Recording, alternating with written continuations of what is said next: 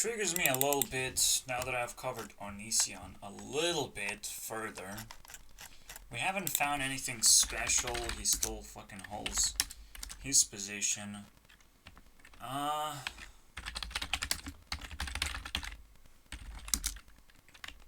I have something else as a pattern now of recognition, or almost just to remember that subscription-based investment is very tricky and bad in a way. It's one of those vampire consent moments to where if you consent, they will constantly fucking bother you and steal money from you. It's just one of those things. And potentially my mom got in trouble over the years, getting a few too many people to come here and act out as vampires too. It's like, hey, give me some euros, cause you definitely have things that you don't need. You definitely don't need money, and you need to remain generous. And it's the stupidest thing that my mom falls for. But this is what happens in America as the most vicious cycle, I would say, is the promotion of subscriptions of any kind. If you subscribe to Onision, man, there's something wrong with you. What are you doing with your life? And some people just would actually do it, and they would get banned from Discord, for example. Just like that. You're in and you're out. As if when you subscribe, you should have the ability to do somewhat edgy stuff. Like, you should be able to break most of the rules, because you pay for it. You know, like, you pay to be a fan. Obviously not to break everything, and every rule is kind of expensive, but it's like, you're paying for it, and the other person should be able to deal with it. And if they're not capable of dealing with it, someone else can. Okay? Someone else can still deal with it. Now, it probably would kind of still break me and set me on fire to do a lot of weird stuff for the bag, but I don't have an opportunity to do it. There's special people that do in fact have an opportunity to do it, and they do it very successfully. And those are the fucking losers that found themselves in America to be very successful accidentally. It's Rebecca Black style, basically. And she's a very annoying example, because she's high on my list, but she's a very annoying example of the behavior of trying to trick people to, like, oh, just support me through Patreon. Never ever support through Patreon. Just buy whatever they're selling and just have a good time with it. But never ever support subscription-based investment to anything, ever. Is the most trickiest and stupidest business idea that has been ever invented. Has nothing to do with actually consuming goods. You know, you lay back and consume goods. You buy things. That's not. You're not buying things. You are potentially making a mistake. You're risking a lot if you're not going in and out. And when you go out, the trick is pretty much like, okay, subscription, it can actually reset at day number 1, right? So if you buy subscription now, oh, you have just a week, and people can trick you to do that. And Rebecca Black did that, and I complained about it, but I have to remind myself, because this pattern is so painful. Anyone else could do the same shit, and these are the most likely pieces of shit. Just, in other words, when people who are smiling too much, for example, who follow every social order imaginable and look good by while doing it, but at the same time, they can be easily hated, I would say. People like Onision can be easily hated. And people who smile a lot are just easily hated. It's like, what's up? What's up? Why are you so fucking happy? They have to actually deliver you the happiness when you ask. Otherwise, they should fucking hide, for being too fucking happy for no reason. Because that's creepy. That's my territory. Don't be creepy. This is where maybe emotions actually become very interesting as they travel into different territories. So we have shock, we have... actually, I'll do this kind of split. No, this is a perfect split, because it goes linearly, right? You know which line we're talking about. The anger... I guess the anger like that. Sadness. And then the vampire shit. Okay, it's not laughter, it's vampire shit. These are 4 emotions. And I have all the right to be angry about this, right? Because if I'm not feeling joyful and uplifted, I will just remain naturally angry, and I sit on top of their fucking face until I am joyful and happy. It is what it is, and you kind of have to generate happiness almost every day. It's kind of very important part of the business, I would say, that is being missed out right now. It's like, well, you have to bring happiness every day. Every day. And you have to actually interact with people to ensure that, oh, you're getting the full context of what I'm doing. People can't fucking do that. Alright? In social media, the biggest problem is that you don't ask if people were impacted or influenced. If you're an influencer, you might want to ask and double check if people are being influenced, and not just giving you views because you're there. Like, sure, you can pop out and be different and gain a little bit of attention. That's not the same thing, even not the same thing as like the lasting followers that you might have. So if you spike out, and you will slowly go down, right? And some people are slower than others, so it just might potentially become a layer thing, right? Layers peel off slowly until you lose everything. So you don't know exactly when your career is over, and when you just rode a popularity jump, basically invested everything into nothing, because the only thing you had is that. There's multiple ways to enter popularity, as I've shown. We can try and attempt to understand that, but I want to know... Oh, fuck. That's not a good way to do it either. There are special lines. So we talked about happiness invading.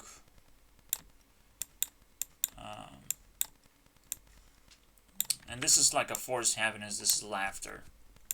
I don't think it has a name, in fact. The shock, laughter, anger. I mean, these are extreme names, so... And sadness.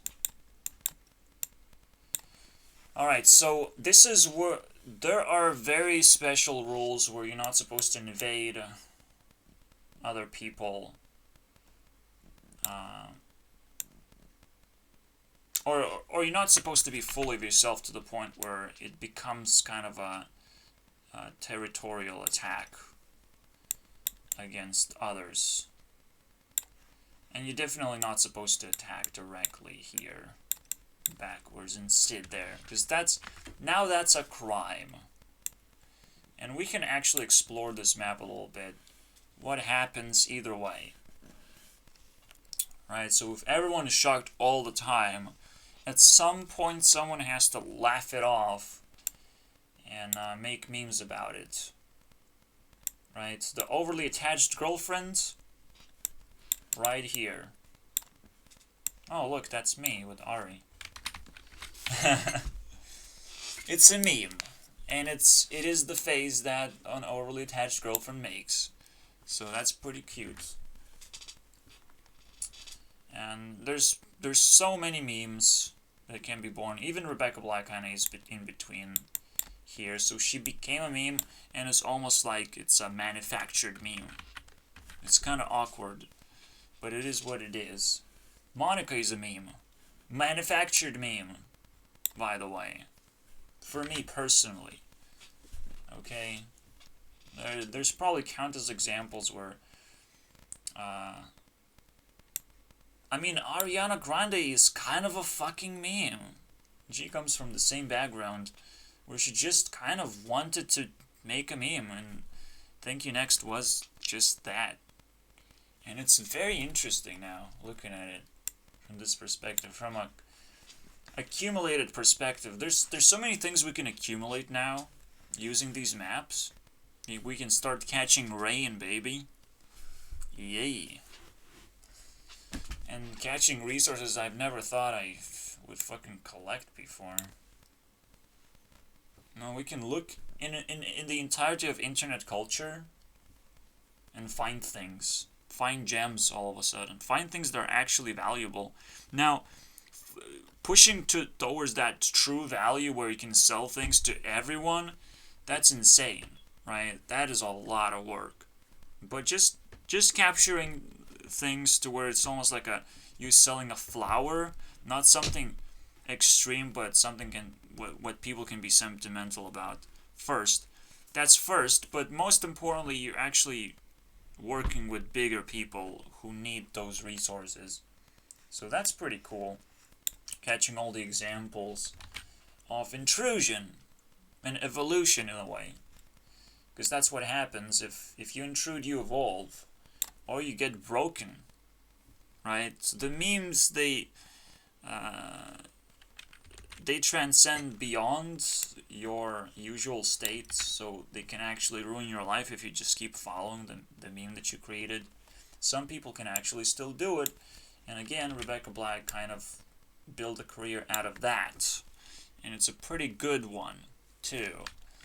Now, the next thing you can do is intrude with happiness and a bunch of laughter. It's like, what are you laughing at? I don't understand moment. When there's too much shock, again, things turn into memes. It's like, why do you care so much about this? Is this really that fucking crazy? Well, haha. I guess it's a meme now. That's what it is. But when there's too much happiness and too many memes, it's like, well, fuck you, I don't understand this. Can you explain it to me? Now, what kind of examples do I have of this? I have no examples. Please don't put me on the spot. Okay, but, I mean, PewDiePie annoys me at some points. He's being unreasonable. And needs more explanations and more, professionalism, I would say, of like, when things are happening, please let me know. You're supposed to be now a professional YouTuber, but why is he on the top by not being a professional? And who is professional in this case? Who's supposed to be professional? Mr. Beast is not professional either. It's almost like the entirety of YouTube is being this whole fucking ass that doesn't have to explain itself or prepare itself or do things properly and not clickbaiting, right? So clickbait pretty much goes in here as an ass of like, well, explain yourself. Oh, you have to click first? No, I don't. I will be angry and angrier if you feel like you're enjoying this sort of mystery play of like, oh, I'm happy. You want to find out why I'm happy? You gotta click my videos. And then you have to click more stuff. Find out how to support me and my happiness. Oh wait, that means you're not happy. When happy people become liars, that's when they have to go crashing down. And that's the most important example that stands on itself. It's just any lie ever you can think of. Any big liars. Any big people who distract you with bullshit in general. Onision is not necessarily that big of a meme. Onision is just something that actually creates hatred because he doesn't actually explain himself. He just goes deeper into his situation and twists everything. But, and has counter arguments to everything. It's like, well, fuck you, dude. You don't need counter arguments, you just need to clean your fucking record. You know? While you still can. Because at some point, people will point into your criminal record and be like, where's your escape now, Onision? This fuck yeah, dude. Clean it while you can. Clean your fucking joyful bullshit moments of like, oh, I'm such a fucking awesome person moment. You know? Onision enjoys making a meme out of himself too, which is I Am Banana. But I Am Banana is not exactly a meme. It's a meme of yourself. It's making fun of yourself. So it pretty much begins at him being too joyful of himself in the first place. Too full of himself in the first place. So that's the example of Onision. Wowee. Amazing. No, I will put AG in here. Because I'm super sentimental about this too. And you can even do the AG next, boys. The full package. Right here. Overly attached Gur next. Right there. That's me. I'm not sure why I would call myself that way, but here we go. I guess it's for the memes. It's always for the memes. Overly attached Gur next. Beautiful. Alright, so what happens when overly angry people become overly angry? Alright. Let's see if I can identify this conversation really fast. Alright, so this is what got me banned from Onision. I was actually pulling this motherfucker, or girl, but who fucking cares? It's garbage. It's a bitch, right? She says it's a miss. Miss Soiling. What is that? Is the most right person ever. Very opinionated. I said, don't respond to me. She responds, cool, right? And she just assumes like it's completely fine to respond to a person. I haven't even read this fucking thing, by the way. I haven't read it. And it's like, oh, don't respond to me. Oh, if you didn't want me to respond, you wouldn't have thrown all these fucking, hints at that I need to respond. So where do you fucking find this fucking conspiracy ass shit? Because now she just confirms I'm a conspiracy theorist, hardcore style. It's like whenever I say something, you can just claim something completely different out of nowhere. You know, it's just the most magical thing that the right potentially can deliver. So that you can completely twist what I say, even though. Why? Why are you so fucking angry that you have to twist everything, right? It's the stupidest thing. This is the moment where a person is sad because they know they will have to hurt you one way or the other. It's like, but in the end, I was hurt. Because potentially Onision is like, oh, this person is angry. Let's ban everyone. You know, because that's his stupid rule. That's his intrusion. Intrusion just ends here, abruptly. He has no friends. He has no one to trust. He only picks up people from this group, where they come to him, you know. But that's it. That's where your story ends, Onision. Fuck you. And a lot of people do the same thing. Their story ends here. They have nothing better to do. My actual story potentially ends here too. Sadly, You know, it's not like I have a bunch of friends or I'm a rich person. But hey, why am I meme here? How did I make it to here, right? So how did I fucking fell in love with something? Or I'm just overly attached. Who cares? I made a meme of myself. That's a magical fucking moment. But in a way, my personality is bleeding towards here. So I could have just sneaked in and thrown a shitty meme that nobody would care about. And so everything's possible, of course. Maybe I'm just working backwards since I can work backwards. And I am, in fact, making progress. But in the end, if you're just stuck in your strip of action, and then you lean towards a certain part of the strip, and this person that fucking annoyed me till the very end, it's like, well, I can hide my identity. I can be completely private. I can jump in and out of my Discord, basically. So it's just, and get triggered even more out of nowhere, and not even explain what is going on, right? Explain nothing, be nothing. It's like, well, this is the saddest moment. You have to identify yourself as something, to stand on something, to be angry, and to be so invested into the internet. You can't just do that. You know, you have to have all the reasons, because when you're angry, you know, you sit back and chill on the reasons a little bit. Then be angry. Then go full force when you do, in fact, find those reasons, right? And sit your ass down and chill until you find it. And you might actually find it, and you have to go all the way and let all the sad people know that you fucking exist.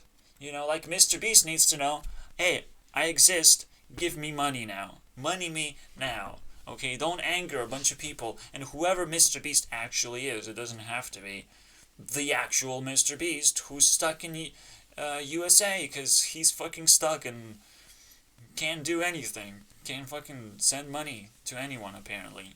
It's just, there's something wrong with him, but maybe it's not him as a person, right? There's something wrong with just the borders and everything. The paywalls. It's terrifying to me. But yeah, if anything, Mr. Beast should just come down. Probably from Russia. There's plenty of beasts there. You know, there's plenty of people who just don't know where to spend money in Russia, I would say. They don't know how to become big and popular, like in America. So they just spend money on whatever. Mostly alcohol, if you think about it. Anything happens in Russia just because people don't give a fuck. And they're kind of cheap too, so they just probably never know where to spend money in a way. Or how to contribute to society that doesn't quite exist. It's better to actually take India now as an example. It's a better Russia at this point. But who knows? Because now they can become popular out of nowhere. And they're not hostile too. Besides scamming people, maybe. That's just India for you, you know. We'll figure it out. They might not be that difficult to crack. And I think, you know, now I look back into my history, it's like, well, the flood of Indians into my Facebook account. I just friended one Indian, and basically a bunch of people just started friending me, and I was just like, how long is this gonna go on? Because this is pretty interesting. And it just kept going, right? So, but that's the rush of Indians basically into Facebook that has been like 4 years ago, maybe? It's a long time ago. It's definitely when I was in UK. It's around 4 years ago, 4 or 3 years ago. So, they discover the internet. Congratulations. And a bunch of sad people because they probably, like, don't get enough attention or something. Or they want to stand out. They want to be different. That's pretty simple. Wish list. But just, it is a wish list in general that kind of weighs people down. It's like, well, I want to do so many things, but nothing is happening that would make me feel like it's happening, right? Because usually the worst thing that can happen in your life that would make you sad is you go either halfway or almost full way into your dream and you get disappointed. Disappointment is like the most biggest letdown ever, or just realization of this. When all the angry things are actually reasonable, they will fuel your sadness and they will actually explain what's going on and what you can actually fix and what your wish list should actually contain in the end. So at any point while I'm working backwards, at any point some beast can pull me out and pretty much negate all my progress, I would say. Would shut down all the progress and potentially, I can be beasted out in a hospital environment too. I'm meeting all kinds of people. I might have to dodge a bullet too. Who knows? Because I'm not a bad person, right?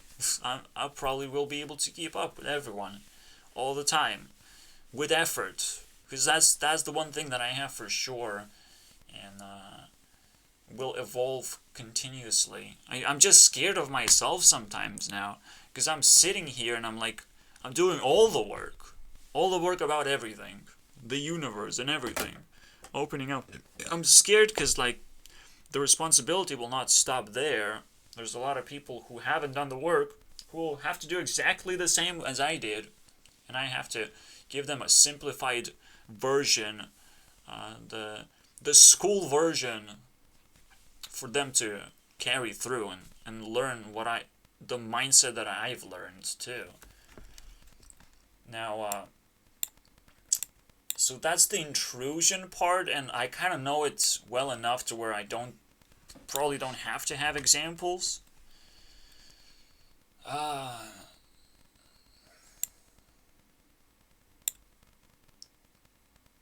Why would I put Selena Gomez here, by the way? Because that's the only example that might stand out as her relationship with Justin, as she's like the intruder, the biggest intruder of all time into the world of sadness. But and didn't quite work out, but it's okay, because you're just an intruder. You're just kind of stuck, Not every meme is supposed to succeed, because memes are supposed to be just memes, right? Just intrusions, just something special that happens in life, something that identifies itself as something. So, but at the same time, I'm not fucking drama master, so I can't actually even comment on the situation. Besides that, well, she's still single, and she definitely failed big time by being conjoined with a person who just keeps coming back in her life, and that's a big person too. And just who's benefiting from this? What is happening exactly? How much drama actually is here in the end? That's the biggest drama that Onision should be scared of. If this fucking touches him, and I would love to bring it to him, and just extend my anger just a little bit, so I bring Onision into this fucking shithole of drama. Just accidentally become just a little bit more popular, and all of a sudden I'm like, I have a stupid reason of why Onision has to be a part of this, That's what I'm talking about when I'm talking about bringing in the hatred just sitting on his face right now. It's like, well, Onision needs to know about this, and I just lean on him with my ass. It's like, hey dude, look at this. You're making YouTube comments about all kinds of people. Maybe you like this kind of drama. Need to make a reality check on Onision. It's about time. Your series must go on. I will find stupid reasons why he has to know about this shit. And all kinds of other vampire thingies. But, I can only hold, one example in the heart. And this is supposed to be Rebecca Black, by the way, so just shut up, Onision, It's about time. It's over, that's the only Discord channel that I have here. And that's how it works. And this is another Discord channel, but dedicated to RuneScape. In case I need to run and escape, I have it right here. Easy run escape from Rebecca Black. So let's just keep it this way, okay? We don't want any intrusion and any trouble. If she's like overly happy and power creeping the shit out of herself, I will stop her. Don't worry about it. I'll put handcuffs right away, and it's looking like it's gonna happen. So I'm very happy about that. I can't wait to put handcuffs on a fucking hot princess vampire. Okay, it's totally fine with me. And so the last intrusion is coming from this side. Obviously, it goes full circle. The really sad people gonna create the shock response of like, why are you so sad? This is crazy. Why you shouldn't be this sad. You know, that's the intrusion. So what are these people? What are these narcissist people? Immediately you would say, oh, Jake Paul, of course. Like that's the first narcissist person that we know very well about. What kind of shock moments that he generated? I don't know. Plenty, I guess, but he's okay, right? Those fucking narcissists are okay. They hardly can actually make an impression where it's like, wow, a genuine positive impression, but it's, well, we're talking about intrusion, so it can actually be negative. So what kind of sadness would create a negative personality where it's just Jake Paul and Logan Paul? Negative personalities. Where do you come from? This is here, okay? J and L is here. Who came up with these names? What kind of fucking freak show parents have created these monsters, basically? The Paul brothers. Also, I'm fucking hungry, so 1 second. Yeah, I'm like, wait, I just talked about a triangle, dude. Don't worry about it. But I got 2 unsubscriptions. Did I got more unsubscriptions? Let's check. No, it's still 105. Also, I need to change the thumbnail, if possible, for my video. I mean, it's just 2 views after all. So nobody gave a fuck. And maybe those 2 unsubscriptions were like, oh, this channel is dying so badly. Yeah, YouTube should fuck up. Oh man, I ain't got no thumbnail. Disgusting. I don't want this guy to be the face of my video. No need for that. But it is what it is. And it's a pretty cool development. I do have a few points I can make as well. Some bonus things. I will start accumulating those. They're very important to everything. Because sometimes I just run out of things to talk about. But sometimes I bump into something like this. Like building a map. So Jake Paul and Logan Paul, and potentially Mr. Beast too, can be offenders of intrusion. Alright, especially popular people, right? So they would create shock value over and over again. It's literally their way of life now, I would say. Literally all of them. Shock value. Now what is the biggest offense of that? It's like, well, I wanted to create a dream, and I created a dream. The dream, how funny is that as well? And it's all, oh man, this is annoying. Because Technoblade is almost like a very sarcastic driven person. So you would think he's kind of here and not here. And even myself, you would look at me as like a fucking sad person almost. But then, you know what? I would love to relate to Selena Gomez just like that. Just like that. Just like, I'm a sad person. Holy shit. That would be my sister. Forever and ever. I would be the happiest sad person ever. I don't know how that works, because that would be like this. Happy sad person. Alright. I can always make shit up. So Technoblade and Dream are actually, no, it's like this, right? Dream and Techno. Or this guy's toast. No. Just Dream and Techno, just like that. So it's actually Technoblade that's a sad person, and sarcasm is actually here, right? Sarcasm, but then and then wearing a mask and this vampiric behavior. And why would speedrunning would be here for Dream? Because this is my personality, by the way. The Dream personality. Wouldn't think of me that way, huh? Well, I like Minecraft. Go figure. You know? Yeah, I pretty much settle on Minecraft, and I settle on something that would be more explosive than competitive. The way Technoblade won. I mean, both of them are competitive, right, as well. So fuck this. I don't like that.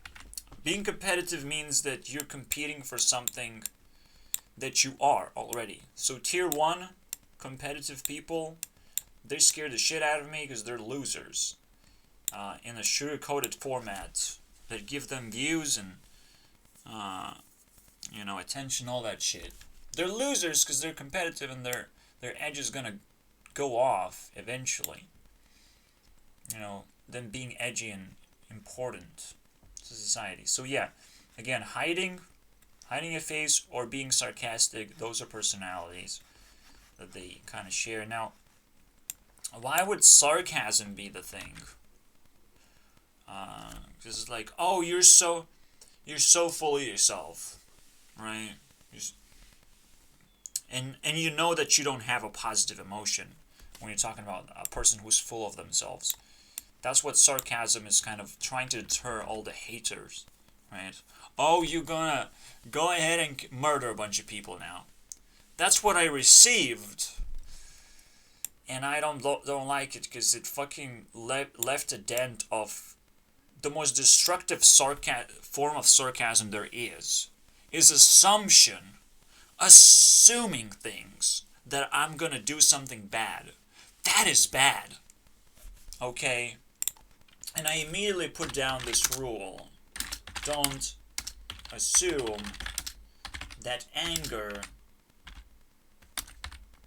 people will do bad things. Unreasonable. And this is why sarcasm easily bleeds out, but it's the other direction, which happens often as well. Don't worry about that.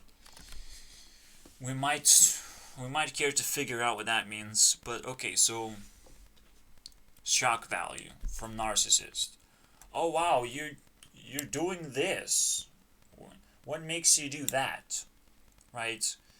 Whenever there's an intrusion, we ask for reason now. Because if we find reason, and technically, right, all I want to seek out is a person who's going to listen to me who is sarcastic enough, right? Not assumptuous, because assumptuous does not read reason anymore, right? Assumptuous people, I don't need that shit. I need a person who's just happy to be sad in a way. It's just like that. It's just, okay, what do you do? What is your talent? That sort of stuff, Just sits there as a Simon Cowell, that sort of stuff. Yeah. Runs a talent show forever and ever, and it's like, oh, you think you have a talent, but you don't have a talent, so why are you fucking angry, dude? What are you angry about? What are you gonna do now? Maybe I do have a talent, I don't know. I probably do. I just don't know how to fucking express my talent. I'm sorry, guys. It's all over the place. And it offends people. And it's fucking crazy. It drives me crazy. But I have to keep angry. Because I ain't got no friends to cry about my shit, you know? Yeah, crying is also that part of sadness, clearly. Because everything has to have, like, its own hardcore mode. There's hardcore anger, where someone really has to trigger you for you to go into rampage, pretty much. And someone really has to trigger you to lose your breath while you're laughing, almost. Like, it's incredible that it's actually possible. You can laugh your ass off, like, literally, non-stop. I don't know if I'll ever come back to that level of laughter ever. It happened in the end of 2018, just with the package of everything. The most time I ever cried, the most time I ever laughed, and probably the most time I was ever surprised about something. Because I was just encountering magic upon magic, layers of layers, and that's just crazy to me.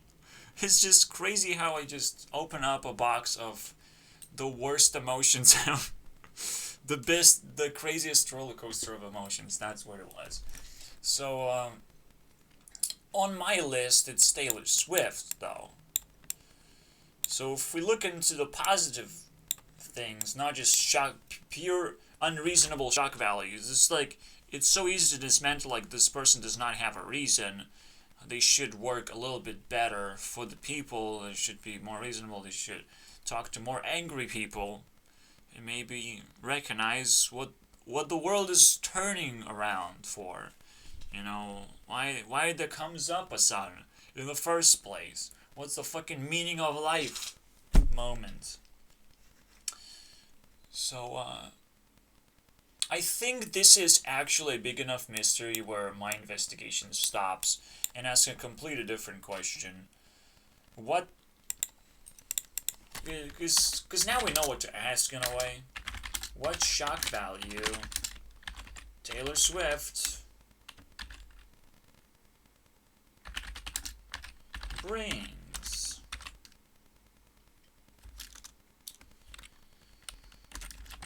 We will obviously ask for a reason. I hope it's reasonable. And it should be. It might be actually the initiation process for the next year. Man, I just fell down the rabbit hole with the feelings, actually. Because, you know, the possibilities are endless. What is this gonna be? I have tuned in and out, grabbed in and out a bunch of things that I plan to do next year, but in a way, maybe we can actually put it all together and see the shock value we can generate. Very interesting. But it's the other thing to ask, I think. It's, why would I ask for shock value when maybe we don't need to intrude? We don't have a reason to intrude at the moment. And maybe she doesn't intrude either.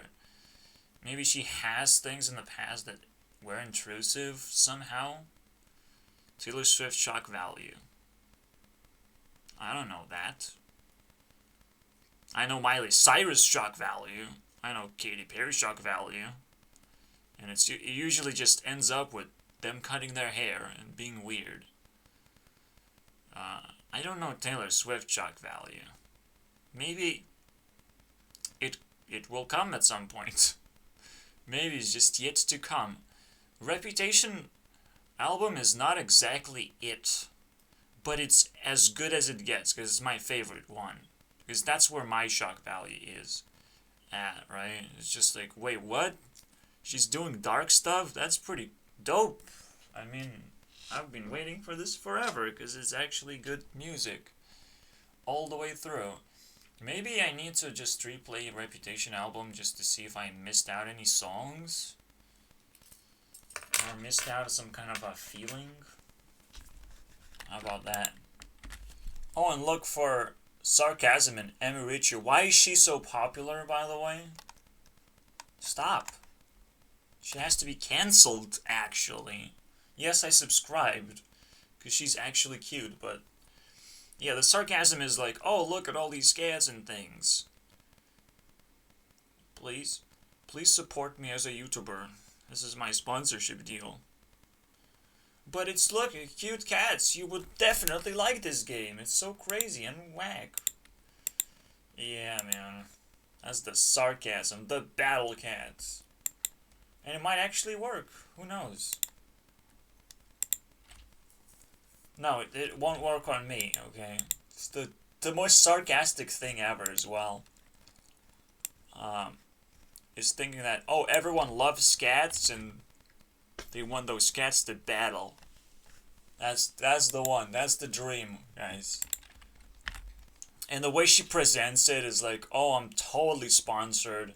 I totally just read a script. There's special deals on these special days. Oh my god. Gain all these gifts and useless boosts to your adventure, which are completely useless. No. Because no one has enough time to actually build up a story. You have to do it yourself. But that's what it is, just sarcastic bullshit. Like, well, you're totally gonna like this because it's just a wow moment. You know, it's cats battling. It's anime tier list. Will I watch this video? No. I'm sorry, Amirichu. Just be more cute. Make less images of yourself. Keep cosplaying. Maybe one day I will subscribe to your channel. Okay, maybe I'll press this button. You know what I mean? And actually watch your fucking videos. Because then we're not talking about a button here. Okay, we're talking about me actually watching your stupid videos. Not just being subscribed for the fucking trope. Oh. Okay, I need to know this. Alright, I got another move that I can make. The backwards move. So this is called the assumptions. We need to build a map out of this. We start with this. Assumptions are bad and evil. Oh no. Too many of them will ruin your life. Too many of them will turn you into a conspiracy theorist hardcore style. Don't do that. Don't feed yourself on sadness and weirdness. Okay, but the same thing can be told here. American culture can be quite toxic, basically.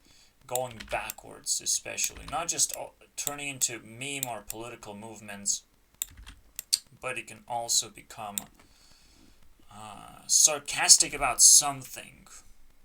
Right? When you're assumptuous, you are upset about something, right? What happens when you're assumptuous? You assume that something is real where it's not quite real. You just read between the lines, but you're not exposing yourself, so you have nothing better to do. You're keeping yourself at full privacy and full protection mode. So any intrusion becomes an invitation for assumption. It's crazy, but that's the conversation that I had. And potentially there are 4 conversations in total that I had to collect over my time of playing this stupid game. I think I got the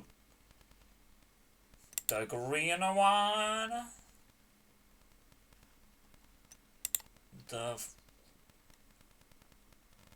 yellow one, wind, earth, and water. Wind, earth, and water. I got them all, guys. I got it all under control. So, the moment I jumped into Onision on Discord, something happened, basically. And let's see if this works out for me. This shows high intolerance to something. The mysterious stranger person, basically. So I probably collected all the Pokemon, by the way.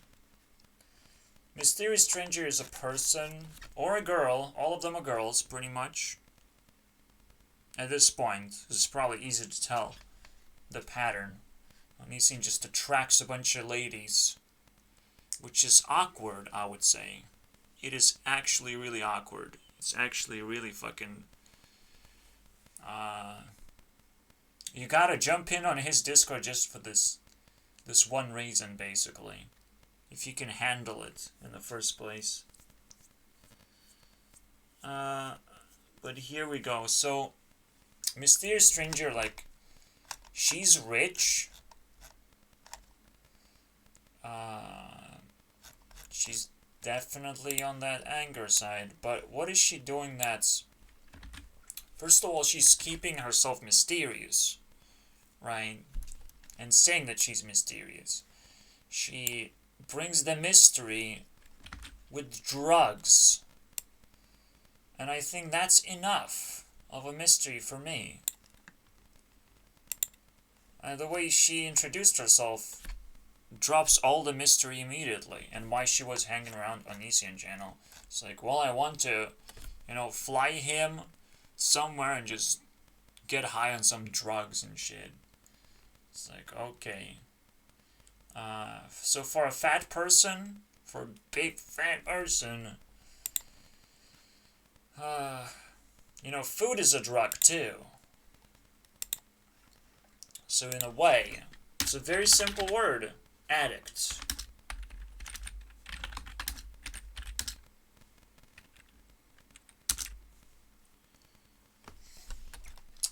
Or just addictions, right? If a person introduces themselves as having 2 or more addictions, then that's what it is. That's the personality. It's the sit on vampires' faces personality. Now, why would that even work?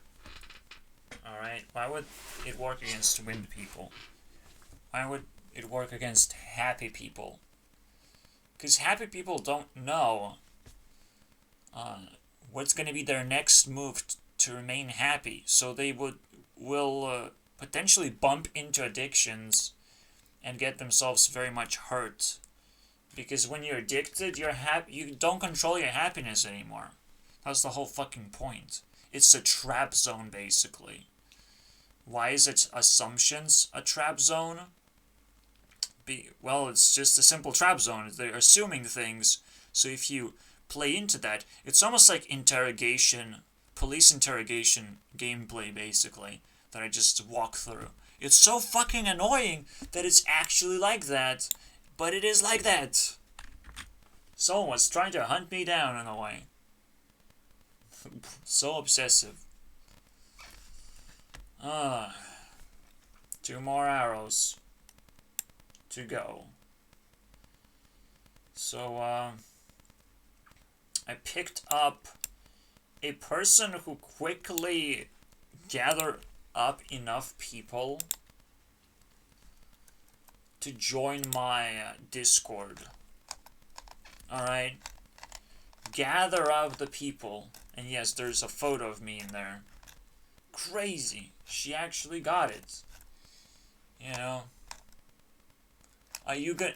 Basically, it's a confirmation of, like, are you gonna do anything in return of knowing how I look and everything? That sort of stuff. And it's like, oh, okay. Then you're an okay person. Because I'm compliant, in a way. Alright, so I got tested positive for having feelings, in a way. It's like, well, you tit for tat. Or, that's usually the feeling that they are looking for. Vampires are looking for tit for tat, because they can manipulate what one thing is. They can manipulate your opinion about a thing, an investment. I might want to re-look into the entire conversation, but essentially, the tit for tat doesn't stop there. She was just pushing the entire operation of asking me questions and making me reveal my face and my voice, essentially, right? Which I didn't do. I didn't reveal my face to everyone. It was like fucking crazy, dude. That's just too far. And this is, you know, this whole this operation, right? Flagged like this of like, oh, but it wasn't this kind of shock, it was this kind of shock. The open eyes shock. So it's probably a little bit more negative in a way.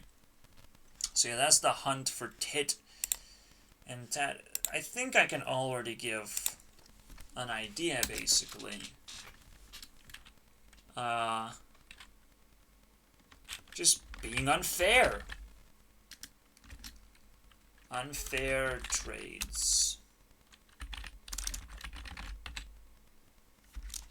They're equal trades, but they're unfair because she wouldn't actually give a fuck about my feelings. Ever, right? The way that I feel doesn't fucking matter. It's just, is the whole fucking point is just to poke holes into my fucking face as many times over. Just for fun. It's so cool, isn't it? And so the last person, so we conquered an Eastern Discord, accidentally collecting all the Pokemons, then we got banned immediately. I got too strong, man. Too carried away. Can't fucking allow that. That's the greatest thing of all time, man. And the last one is Ricky. Revealed her face finally. The final form. Look at that. That's fucking Super Saiyan, dude. Level of animation. So, it took me a long discussion of just... She was okay me being mentally weird, in a way. She was okay. She was not okay me being sad and not identifying myself in any way. She seeking identity like fucking crazy person would, because she's identifying herself a lot. And I realized she's also fucking poor too. And she somehow affords this whole American bullshit, right? You can't do it. An American bullshit is for the rich people. Basically, a country's culture is for the rich people.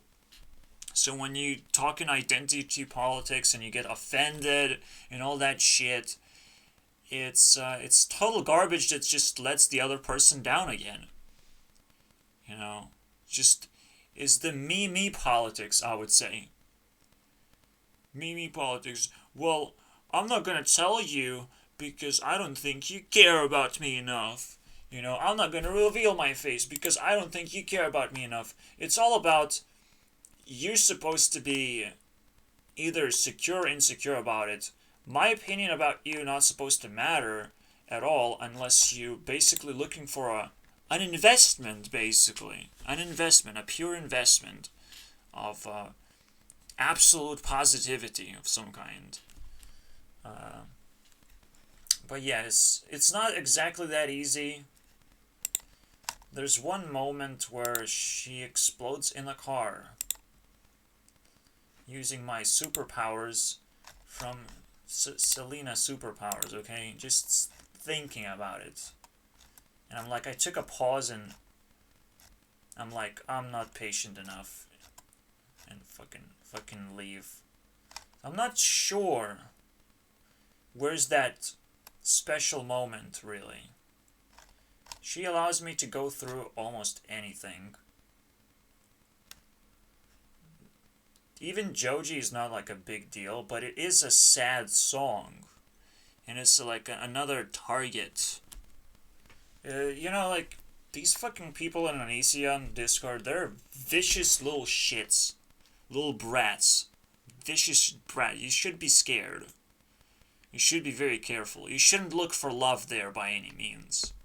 You should just look for exactly what I found, in case you're wondering what my advice would be. Truly. But, you know, you cannot tame a demon. You cannot tame people in the first place. They have to come to you and make moves that are actually positive.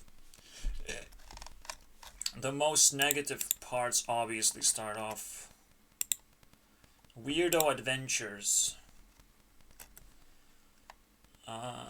So she cares about something weird, and then she blames me for like, oh, so you don't actually care. Blah, blah, blah, I'm so offended. Here's a brick for you if you like it. I didn't read the whole thing. I'm Ricky. I'm experimenting with pronouns. Still experiment. No, you don't have to experiment with it. It's not something you have to buy into. If you're a poor person, just be a poor person. Be proud poor person. Believe me, a poor American should be a proud American by now. Or just go to McDonald's and just nail it. Okay? But it's the question of how long can you survive in there. In that environment. In a job environment. It's pretty high pace. Crazy bullshit. Anyways. But they then makes me feel most comfortable. It's like just ridiculous, right? No, it does not make you comfortable whatsoever. I'm non-binary. What the fuck does that mean? Well, she doesn't want to identify her gender anymore. Because that makes her insecure all of a sudden. You know, just, you know, a collection of insecurities. Cultural insecurities. I will say vicious assumptions, just to have those things. And expensive addictions. Let's put it this way. Alright, let's spread this guy out into 2 maps.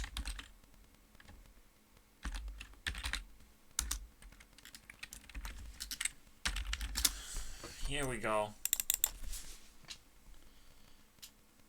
That's what we have been dealing with. That's what we found. You know, we found drama in Onision Discord to the point where you can't fucking hide it. Okay? Your ass is dirty and smelly, and please don't assume that I was banned. He was banned. Okay, I collected my Pokemon, and he was magically banned from dealing with me anymore. That's what actually happened. And the reality is always that fucking twisted and stupid. You know, it looks stupid, but it does smart things. Everything looks stupid because I have to read the reality backwards. It's like, well, Onision got banned because I'm more influential and he cannot receive my influence by any means anymore. There are no means for me to influence him anymore. So that's cool. I can still collect his influence on me, which I do with everything as a humble little harvesting agent, pretty much, of YouTube. And I call myself YouTube CEO because I don't see anyone else doing the same thing as I'm doing, like exactly the same thing. So in the same level of self-esteem and levels of knowledge. And obviously I come from a very special background where I wasn't doing for me the YouTube adventure is tier 1, right? But I never came into YouTube adventure from tier 1 position. I did it from tier 2. Okay, I never attacked it directly or tackled it directly. I never needed to do it in the first place. But now I see it differently, right? I see this as more of a public platform, as more a futuristic platform for people to just do things on, right? To present themselves and build their profile, pretty much. It's so easy to do, it's so productive. It's just the question of how do you organize the stuff. Where's the professional version of YouTube? And Discord supplements that so very well that you can actually build very, very nice, you know, piece, a channel where you post everything about yourself and what you have achieved in life. I think that would be a pretty big deal. I'm not gonna do it just yet. There's not going to be an introduction to who I am as a person. I don't need that right now. But eventually that's what you can do as the first thing that a person would need to do, right? My introduction is everything. It's like, do whatever you like, figure it out what I'm trying to do. It's way more productive than trying for me to identify what am I as a person, because you will never understand that anyways. So that's it. Cultural insecurities, so disgusting. I was born in July. I have a Chinese zodiac of Leo.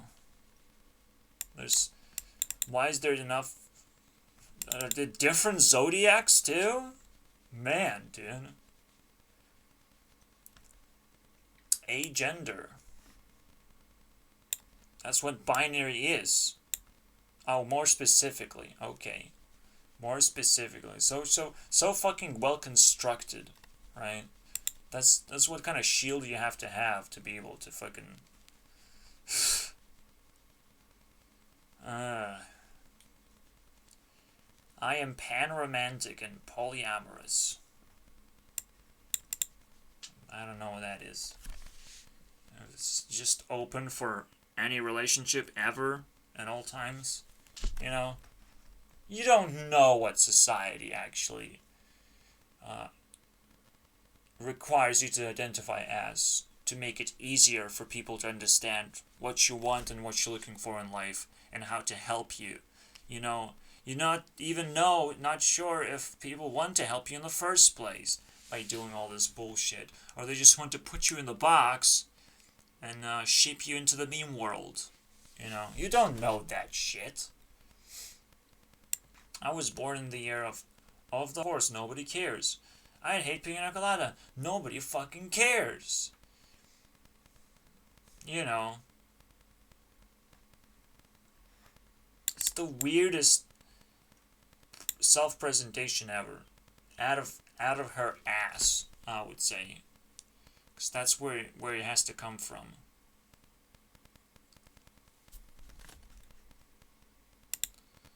The weirdest thing.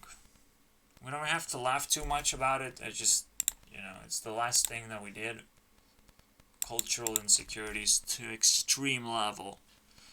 Of like, there's certain things that you have to do to appeal to this person. No, thank you. Because the amount of work that they did, they expect you to do it as well. In a way. To not get completely offended, but that's fine. I broke through that anyways. Somehow, I figured you out. Anyways. And the fact that you're different, that's what makes you really fucking weird. You know?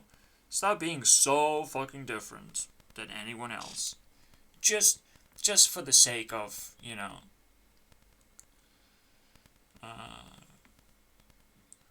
for the sake of me not... for the sake of challenge, I guess. So I guess whatever Onision is dealing with, what kind of people he's dealing with, they're trash, they're easy to read. Easy game, basically. Fucking easy game. The coolest thing is where, the vicious, assumptuous, or sarcastic person showed up because, people were talking about trans bullshit, right? And there's a bunch of rights that have to circulate all over, and the sad people probably want to like stop a bunch of bullshit, and she had to say her political point of view, I guess. Now, what is my stand on all this sexual bullshit? I've already did it, right? I say this, well, politics is so sexualized. I don't fucking get it, dude. I don't understand. If politics is sexualized, there's no politics. You're just hungry for emotional, satisfaction. And that's where you're rushing into the meme world. Please turn me into a meme. Turn me into a fucking porn star or something. That's, in the end, that's what's going on, right? Because, oh, I'm a transgender. Okay, I'll watch your porn. Okay, I'll watch your drama. I want more of that shit. I want you to fucking get shredded, basically. In the real world. You need that reality check, you know? Onision is probably gonna do a very good job as a porn star, reality checking all these losers. Okay, if he really wants to, and he can do a clean job about it. But I think I would ban Onision from the internet just for a little bit, you know? Just so he can chill. Maybe write a song or two, you know? Just... And also I need a buddy while I'm sitting in a hospital, so... Very important things. And also I need to feed MatPat his tree. I need to do that.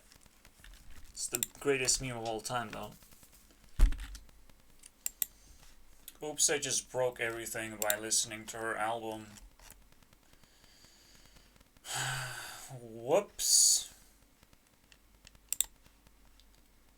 Yeah, my system is completely broken. She got like 140 points out of this. Raised the heat to 550 right now. And her card's heat is 230.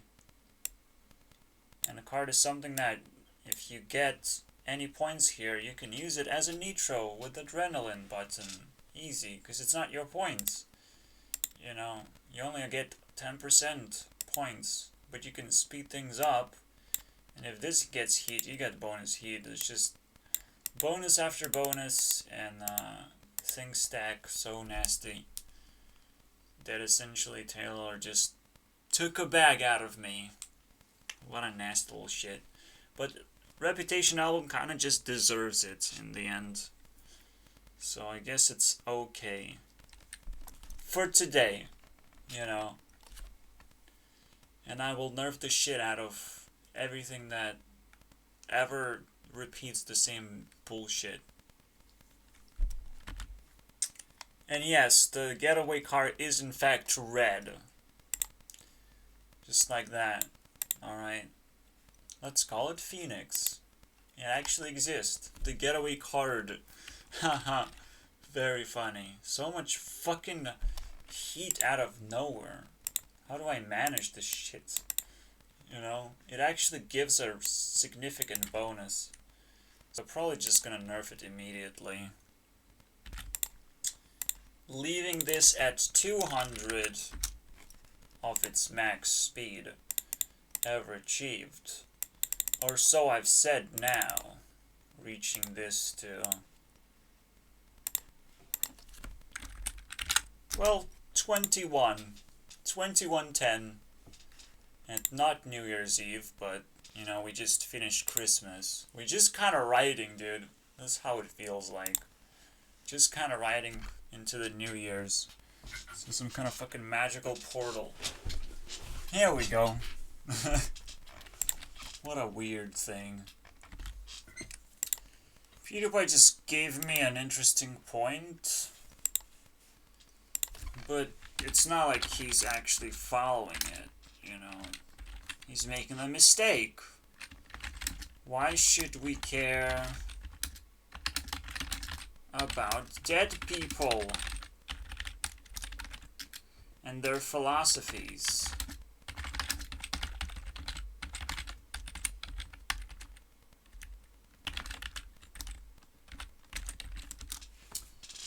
When in reality, yeah, it's just to look back into the past, and if you have historical knowledge of something, that's cool. But if you just manufacture memes into a deeper meaning, that's your fucking philosophy. You don't have to go far to actually find it.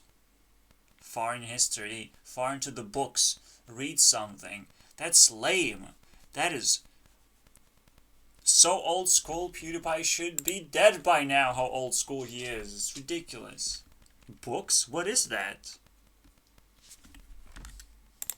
Alright, first things first. On my engine, this works. Right, so now I can go here and keep traveling, keep creating a limit, a base limit. It's pretty much the same line because it kind of looks for the maximum when it reads this one. So when it finds it, I do have to put a line here though. It's a little bit awkward, but I just have to do it to make things work. To stop and then read the down line to have some kind of limit. But that's it. Now I'm gonna move on to the main deal,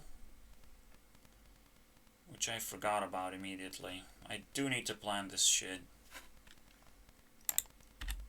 Yeah, just fixing the ray tracing so it reads properly. From the beginning point, it normalizes itself, just like I normally do. Initially. Very initially, when I just used to ray trace through blocks. But right now we're just ray tracing through a 2D space. It's supposed to be easier, but it's like the same code anyways. So it's pretty cool. I'll add this. And one more thing that I still don't remember quite well, which is again why I need notes for this shit. I'm not gonna lie, I'm having a need to rewatch the video just to know what I said. And yes, my videos can be cringy, and it's like, why am I making noises randomly? Don't worry, I am reasonable. It's just it just sounds weird because it's just maybe the microphone thing fucks my voice over. It sounds like fucking what? Very much European voice in this case. There's a lot of shit going on. I want my voice to be deeper and cooler sounding, absolutely. But it's just microphone adjustment bullshit that I don't give a fuck about at the moment. Maybe there's something I can do. Because, do have microphone here. How do I adjust microphone? You need to buy or download an app. All that shit. To make it deeper. Just 3 decibels deeper. And you fucking sound properly. Like you actually sound in real life. To yourself. Just tiny bit deeper. That's all I need. But anyways. I tested this, you know, I record with Audacity. If I have one. I don't have it right now. I don't have Audacity. Also, I do strain my voice a little bit. Just like anyone else who's not American or English. Like, they have to strain their voice. They have an accent. It's not easy to actually escape an accent unless you have a lot of friends that kind of make you calm down about how to speak. Because you kind of blend in very easily with a lot of friends. And that's a difficult part. Even though, you know, I watch a lot of YouTubers, I should be relaxed by now, but I can't quite do it. So there are two things about my voice that can be quite annoying that I see right now. But I'm just rewatching this so I can remember my note of what I wanted to change. There was an extra little thingy that I found, or so I feel like I did that. I remember now. There's a bug basically. I didn't even mention, but there's a bug when 2 objects extruded interact with each other. So you have to somehow read properly. I'm gonna bring it back so we just double check how it looks like. But it doesn't work very well. I don't quite know if this is gonna be easy or not for me to fix. It should be easy. I mean, you just read the objects and you get the hit points. All that shit. But, who knows? Who knows? There can be a weird interaction, as always. or a weird way you have to write the code about it, so in between two pieces, this is what happens. Obviously it's wrong, and the most wrong thing about all of this, oh wow. Oh wow, what is going on? Is it splitting the pieces vertically? What the hell? It's not supposed to happen. Not sure where it's coming from then. Maybe it's gonna be okay when I make the fix. Maybe it's some kind of thing that I did already.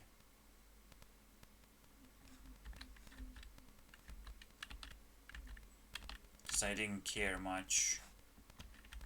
Just accidentally changed something and holy shit, that is annoying. Alright, oh well. Again, it still strains my FPS quite a bit with these blocks. Pretty sure I was at low res, so it is problematic. Very problematic.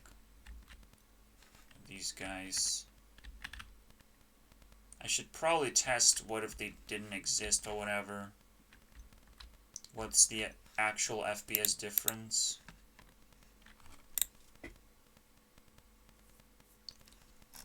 Not quite sure how to do it, besides maybe there's a switch, right? So if I do time 1 or like 10 and it's over 5, I can do a switch between this and like a normal texture.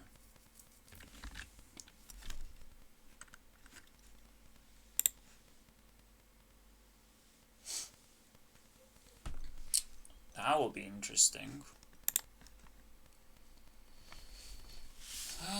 Let's see it. Let's see. We're gonna be switching every 5 seconds or so. Maybe more than 5 seconds? I don't know what the definition of time is then. That's awkward. Am I really that fucking stupid?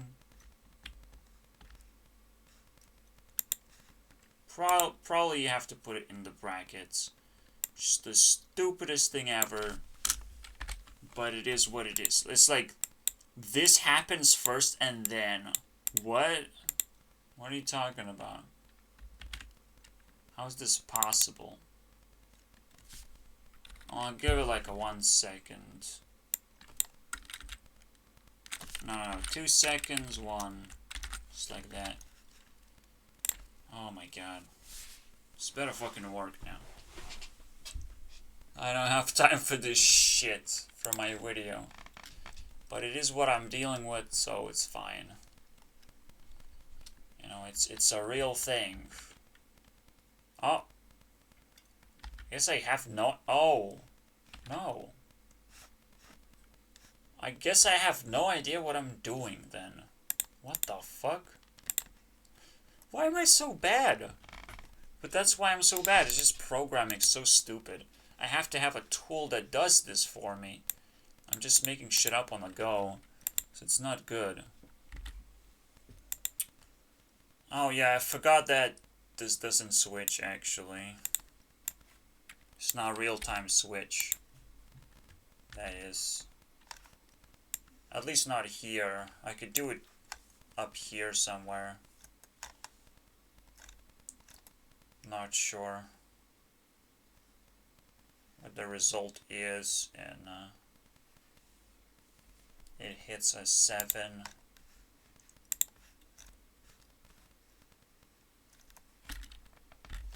I will need this, so I'm putting it for sure.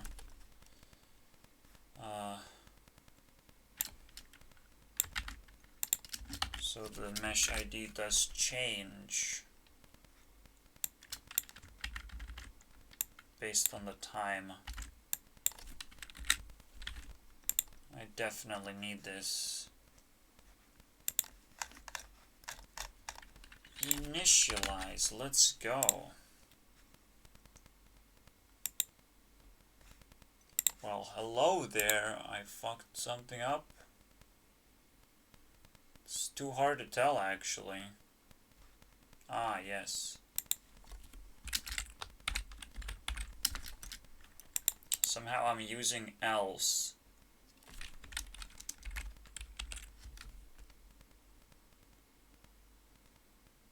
Fuck. It's so lame. The way I did this. Fuck your sugar canes, just give me the goddamn thing, okay? Stupid sugar canes, man. See, everything gets in the way when it's not visualized and fully functional as a tool. Everything is supposed to be a tool, everything's supposed to connect with each other like a piece of a puzzle. Very simple. This is how Minecraft is built, why people love Minecraft so badly. What the fuck is happening? I just asked for swap. Oh my god. Well, obviously, I can't just pick an object and swap mesh ID. I can't do that. I have to go this way. Object ID. And switch the ID. Very nice. And even this might not work, so who knows? The frustrations. I don't like adding this into the video, but it is what it is. I'm just trying too hard to get that fucking moment when it's switching too many times a second. Potentially it can switch right now. Who knows? It's now getting fucking so frustrating, it's annoying. Oh! Another thing, too. Has to be here. They're different renders as well. These are split renders. So, if I'm changing ID, I have to change here. This is where it reads mesh ID, so. Oh, boys. Pretty much the same thing.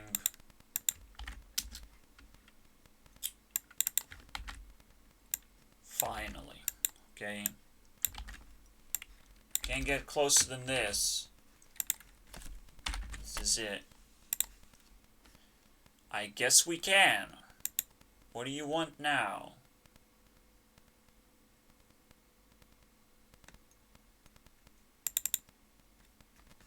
Let's align 64.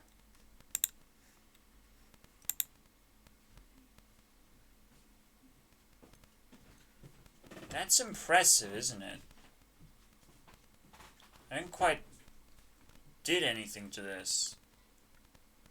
Oh, fuck.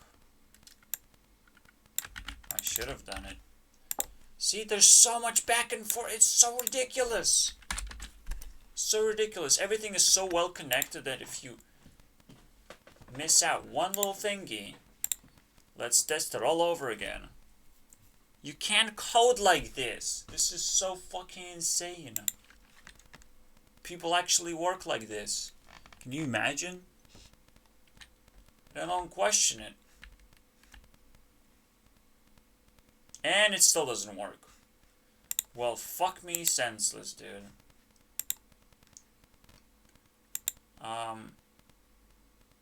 I don't divide it. I don't supposed to divide this. I multiply it.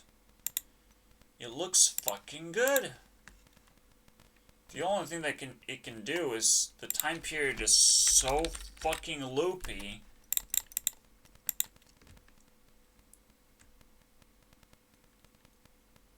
That it actually loops.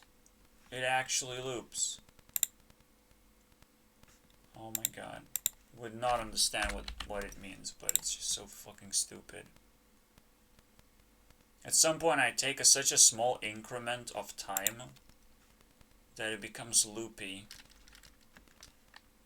Doesn't make sense, by the way. Please. That's impossible! What the fuck? This is what I have to deal with every time. Just some weird shit and I have to test 5 times for this stupid one function. This is unbelievable, actually. Now it's like so fast, it randomly switches from one to the other. The only numbers between 100, which I used to get this effect, and this is 1. Let's use number 1. Let's go, boys. Maybe we'll get something. It is what it is, right? Like, if you pick too big or too small number, nothing changes ever. And, fuck your life, basically. Here we go. Number 1 is the default. The worst thing is, what the fuck is this? Right? How am I hitting this front like that? How is it splitting like this? I will fix everything, obviously. I don't know what I did to bring it back to insanity levels.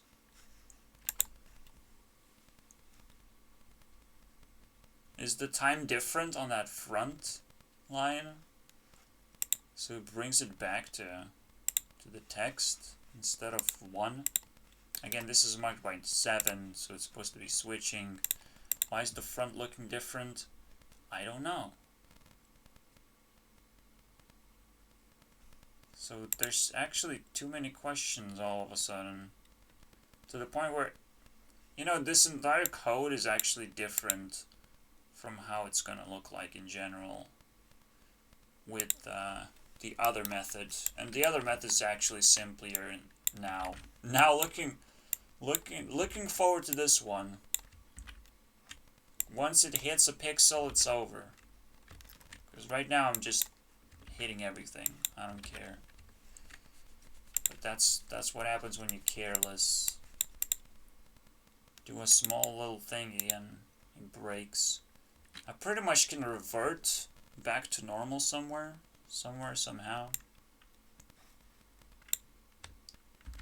If I copy this, go back all the way.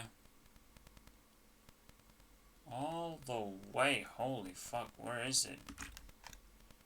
Yeah, I have been dealing with this. Nope. All the way is like super far away, so I'm getting scared. I'm gonna get scammed, dude. I just get scammed. Yeah, fuck that. So I can't fix this. I can't revert it. There's something with basically the tiny thingy here, which I don't give a fuck about anymore. Yeah, whatever. Alright, so when one of those girls from Onision shows up, basically Morg, right? And she invites everyone else.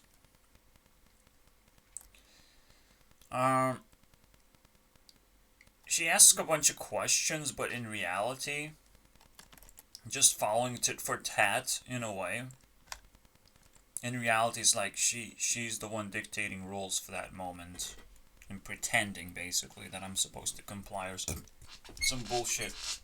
When you're just supposed to fucking walk through slowly, carefully what I've done, what has been going on, all those little fucking things.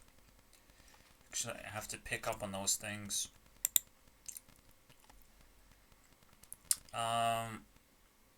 Very simple things, but because I'm a creator level and I'm kind of automatically immune to bullshit questions. What I find amusing is that it is just amusement. Answering questions is just to amuse people. Not really a serious thing. If any creator is answering questions or just doing AMA or whatever, ask me anything. I'm so open to answering your questions. No, they're not. If they're not open for a conversation, they're not open for answering questions. And I cannot prepare myself for anything. You know? If I cannot ask them for an interview, that might be somewhat short. Because who knows, maybe they will get offended and they will leave. You know, I have to open the doors all the way so they don't feel uncomfortable and awkward. We don't need that shit. I don't need to get cancelled because I ask a wrong question, which I always do, just for the sake of asking the wrong question. Maybe it's right. I don't know. I'm not trying to be edgy, I'm just trying to educate myself. Educate myself. It's the stupidest thing ever. I'm not edgy. I just need education or whatever. Whatever that's called, dude. Because I just with one letter into two. I'm sorry, guys. I just needed that G, okay? And I need a Y to put a U in there. So I don't want to put a U in there. I'm just saying. It's education. Right there. Right, just like that, baby. I asked the now infamous Captain Disillusion episode about conspiracy theories. And how he defeats his conspiratorial part of himself. Oh no. With reason and evidence, I guess? Well, you know, people are not interested in reason and evidence in actuality when they research conspiracy theories. You know, when the debate is on, leftists fucking disappear. You know, it's a specific entry point. When you're discussing a conspiracy, it's over, basically. You're here. And you better contribute just as much as everyone is willing to contribute to disillusioning themselves in case government is actually not in control and not fair, right? It's about consequence and fairness. And what right tends to do, if you want to be completely right on the right, is just pure investigation work, and just take the powers that you need to take by going into that direction, right? Where on the left, you are to understand a purpose, and you must understand action. Meaning that if you put a lot of work into your videos, you care about more purpose and action than trying to go against the government. And another thing is like, well,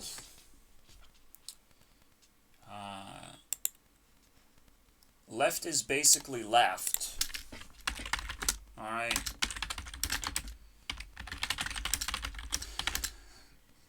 To believe in authority in order to keep their purpose. Now, once you lose purpose and you're on the left, you have no ability to act anymore, have been caged somehow, one way or the other, or you don't feel like your actions actually matter, that's when you have to leave and go back to the other side. and keep draining energies from everywhere all the time. But that's the whole fucking function, right? This doesn't say anything. This is just a sarcastic video, basically, if you really think about it. And sarcasm doesn't actually... I mean, it's actually scared of possibilities. So just being skeptical is not going to solve all your problems. And my most interesting thing is like, well, he says it so many times. Love with your heart. Use your head for everything else. But that's just this work, right? That's only when you bump into Captain Disillusion, that's what you have to do. It's like, please be normal, you know? Please be normal, please don't hurt me, I put a lot of work into this. That's it. That's what it is. It's, please don't hurt me moment, basically.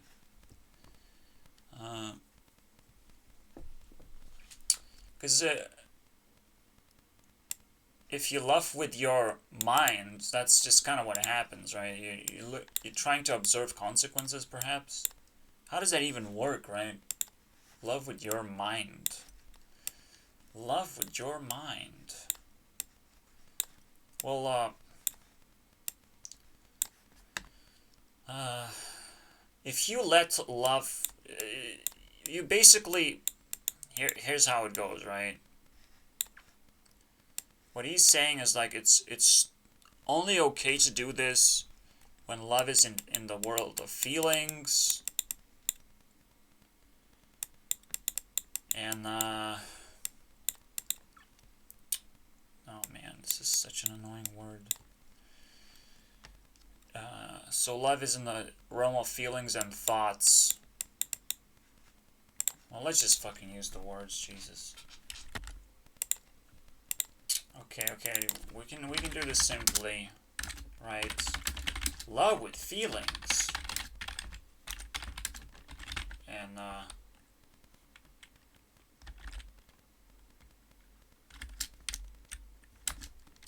think with your head. Isn't that, like, super fucking obvious? Eat with a fork, dude. Eat with a fork, guys. No big deal. Doesn't help. Doesn't help me understand life. I'm sorry. Yeah, I know what the fork is for.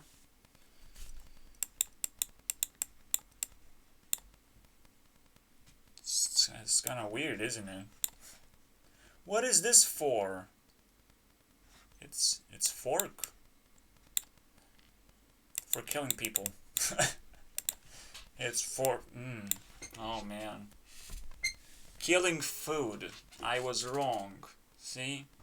You never know what the purpose of a thing is. Especially if it has a name. That's weird enough. But it's not my point. My point is simply... Can you love with your thoughts and feel with your head? Feel with your head. It's fucking weird.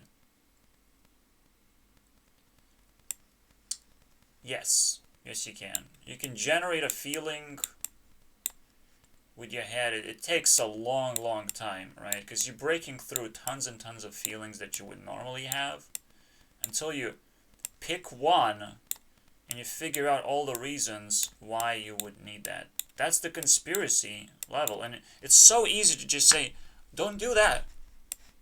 Don't do that. It hurts me. I'm Captain Disillusion. I put a lot of work, please. Don't do that. That discredits me. Because it gives me a harder time to actually, you know, deal with this stuff. Wah.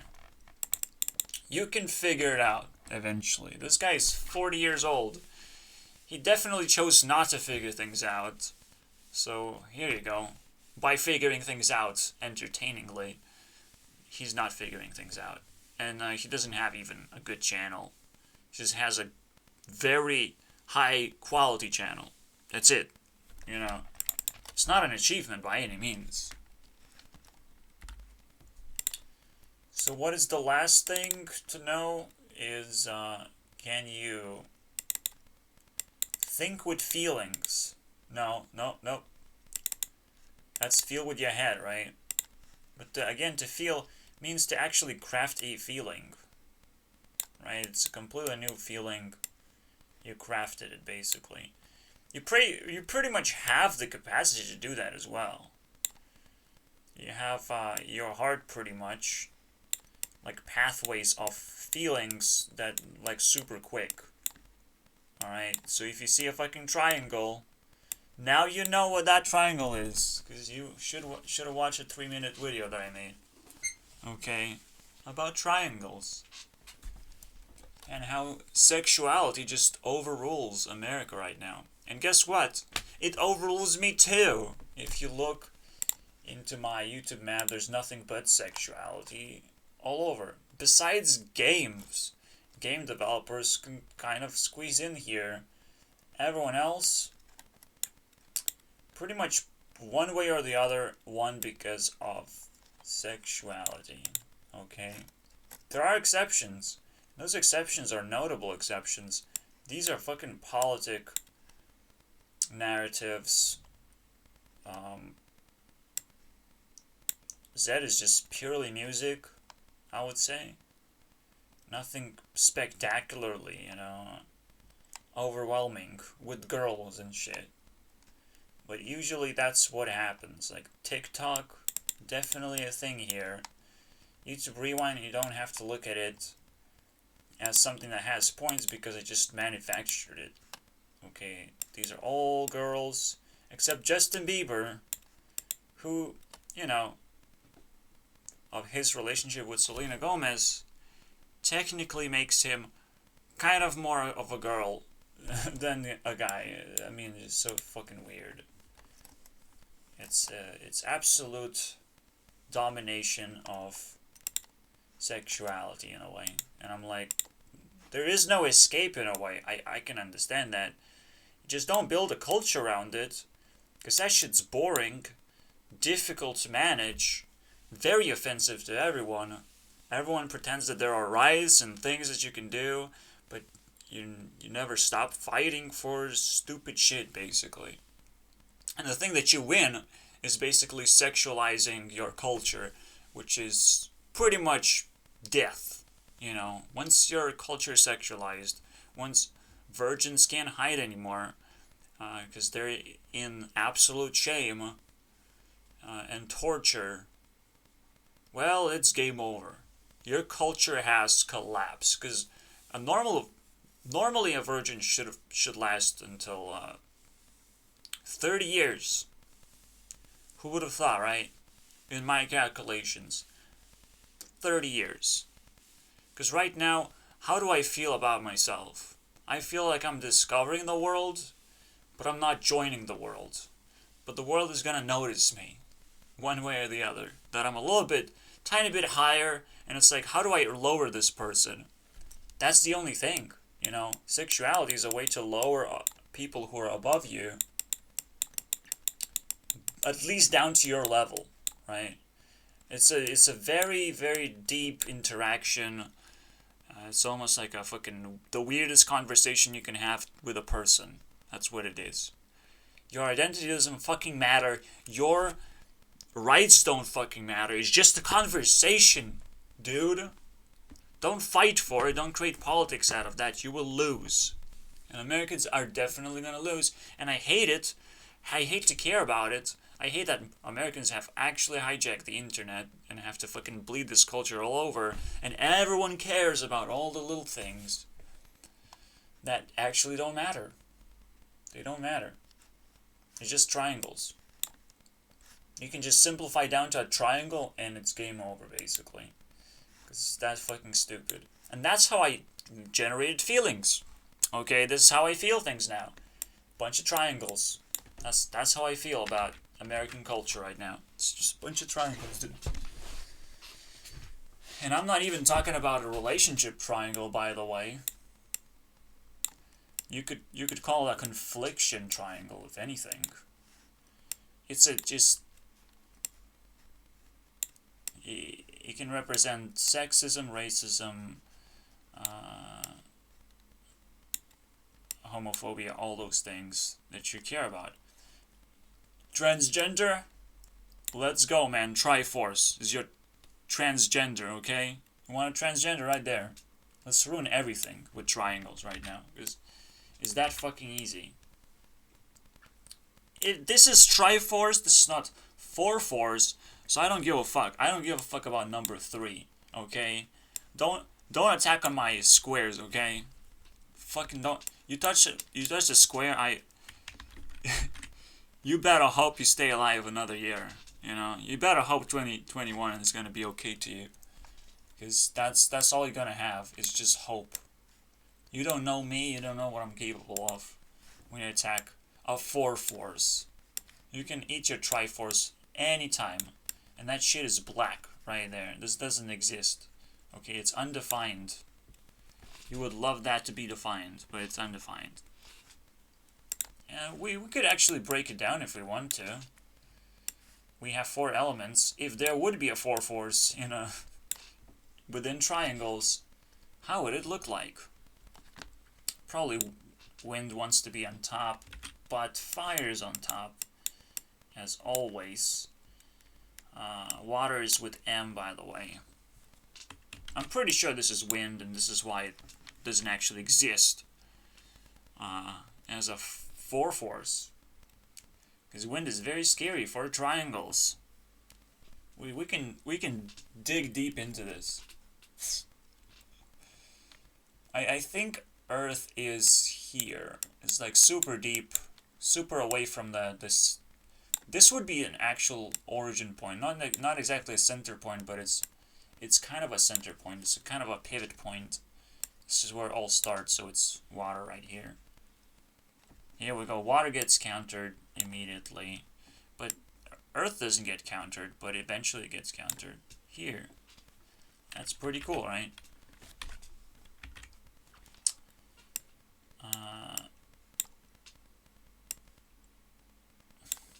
Kind of cool. Doesn't mean anything, really. It's almost like a mirror here as well.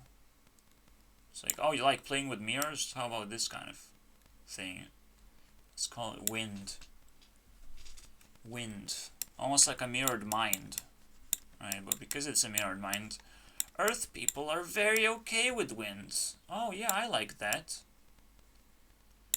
But do you like being broken? That's what fire means. You just break everything. No, let's just be sarcastic about things and almost like, let's break one thing and all of a sudden it has a completely different meaning. Right? This is Fire E. Let's attack Mr. E. That's the worst thing, dude. How dare you? How did E even happen in the first place? You can just call it 4 sticks too. You know, it's like, well, that's me, that's I. And I have 4 sticks. You said 4 sticks. Okay. This is our sticks. Okay, you can have this one. The lowest one. It's crazy, isn't it? These fucking things tell a story somehow. Out of nowhere. What the fuck is happening? And it's actually coherent. I don't want to dig it deeper into this. All I given you is a reminder.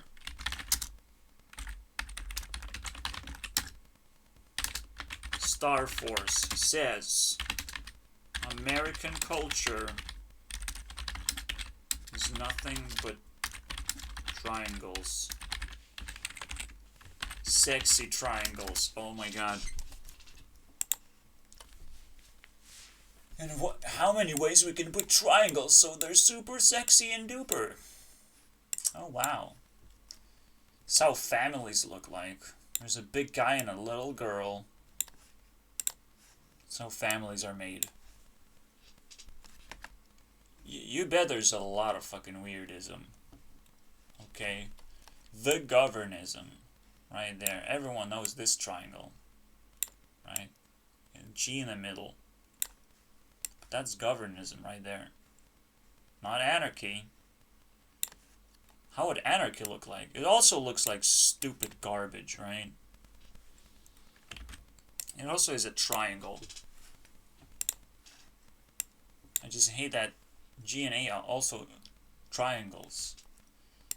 But I already given you my trademark of triangles, okay? You want an escape triangle? This is as straight as you can get, okay? A and G, dude. Can't be more straight than that. Women like to be pretty, and men like to be fucking vocal, okay? And expressive. Just like that, dude. Powerful. Not necessarily like reach the top tier of something. Now, we cannot beat each other up and reach anything. That's why men should actually value peace. And kind of fight for peace and not fight for war, you know. The moment you engage into war, you're pretty much on the edge of fighting war. So fuck that. Fight for war as well. It's like, not only I like war, let's go, dude. Those are inadequate people in a society. Here you go. That's my trademark. If you want an escape using triangles, your mind just your heart has been completely triangulated. Just like that. You don't feel the shapeness of the heart anymore. Just feel like it's a triangle. There is an escape. My personal escape. You can probably craft your own escape. But it is nothing but triangles. It's just so... It gets deep, right? You can go deep with triangles. I just did it. I pretty much defined everything I needed to define. Good luck, dude. Now, why would you actually care about defining things? Maybe we take a step back and we find the answer. Usually that's how it works. Because if something is left out, you can give us the rest of the context. So I told you how I think with my... love with my head. Alright, I inject bouncy things. It's almost like my heart keeps throwing balls and I'm just creating bouncy things for those balls to fucking bounce around and end up in a certain place. But because I'm open-minded, you know, I allow myself to reshuffle those things, and I don't need to create black holes of, you know, I can allow things to remain random, right? So that is actually a rule. Because eventually you will constantly end up in a conspiratorial or a non-skeptical point of view where you just constantly come up with the same conclusion, that government is bad or something. You know, you don't want to repeat the same conclusion to yourself, because you become a little bit suspicious, you know, a little bit less trustworthy than you would think you are. You're not supposed to grab things, you're supposed to dynamically let the ball find its place, right? By placing all those nice little skepticism bricks, right? I don't think it's gonna be this answer, right? But if it still hits this answer anyways, yeah, that's probably it. You know, that sort of stuff. You're not supposed to block things off in your brain and completely disappear as a person, you know, because that's kind of what happens. Your identity gets less and less innovative and cool when you block things off, when you hide something, anything at all, and your intention never reaches that point of view, which is crazy what you can do on the right side to ensure that you're right, basically. Never ensure that you are right. You know, that's a good way to look at it, and the shitty way to look at it. Let anything be possible in a way that actually opens up everyone's mind, I would say. Just let everything be possible within reason, obviously.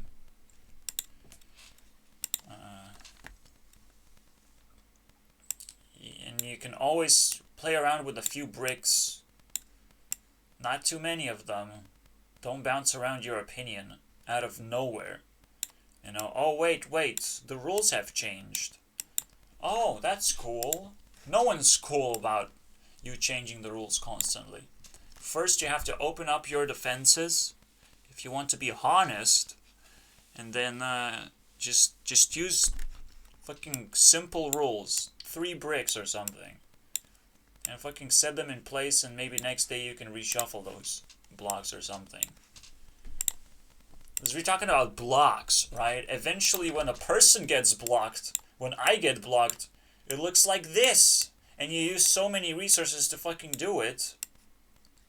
You're terrible at puzzle games, and I'm like completely disappointed that you think blocking is a solution to anything. You know, because I just found a stupid person.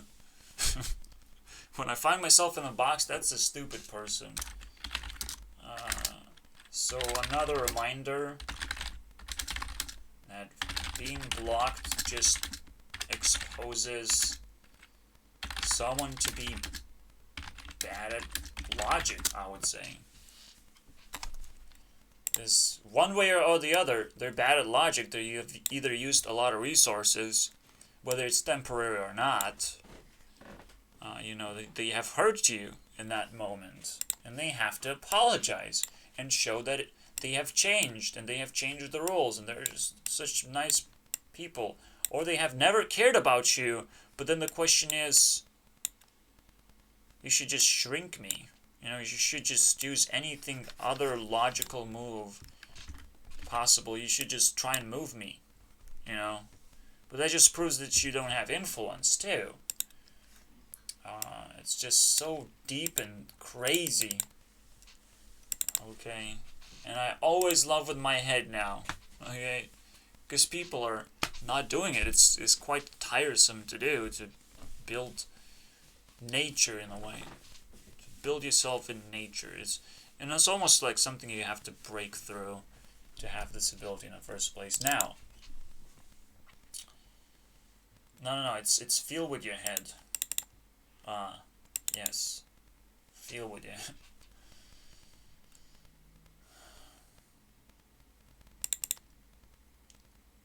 So love with your...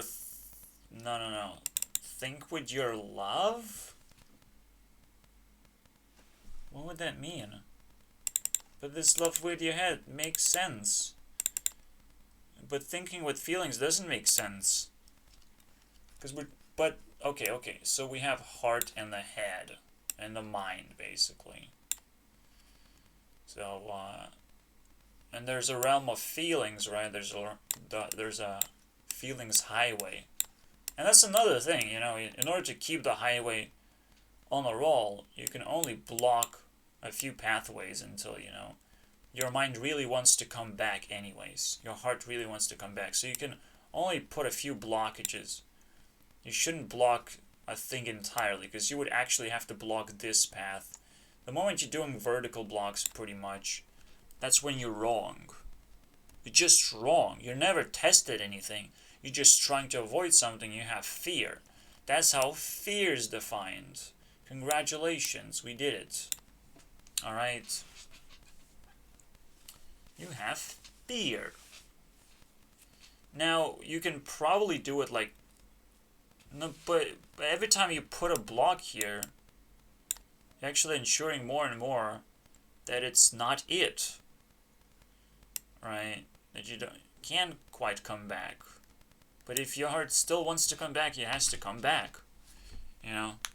I want to be a pedophile one day. Well, you might actually have to be a pedophile one day. I'm sorry. One way or the other. You know, maybe a tiny pedophile. What? 0.1% of you is going to be a little bit of a pedophile right now. I'm sorry. 0.01% of you is gonna be a thief a little bit. Oh, I'm sorry, guys. It's the question of overall value that fucking matters anyways. So this is what Wright is very scared of, is like getting all these tiny things conflicting in their brain, because like it's so difficult to actually think about it. It's not that difficult to feel it when you need something. So that's what it is. You actually have to put some barriers, and you have to be very, very careful when you do it. The same goes vice versa, right? What is the realm of thoughts? The realm of thoughts is potentially a bunch of boxes. And if you start shuffling those boxes with your heart, a bunch of boxes, definitions, all kinds of things. If you start shuffling those things around and randomizing everything, you'll be so fucking destroyed. I mean, I felt it. I opened my heart, and all of a sudden, my heart started shuffling reality and feeding me things that I like. I don't think that's true.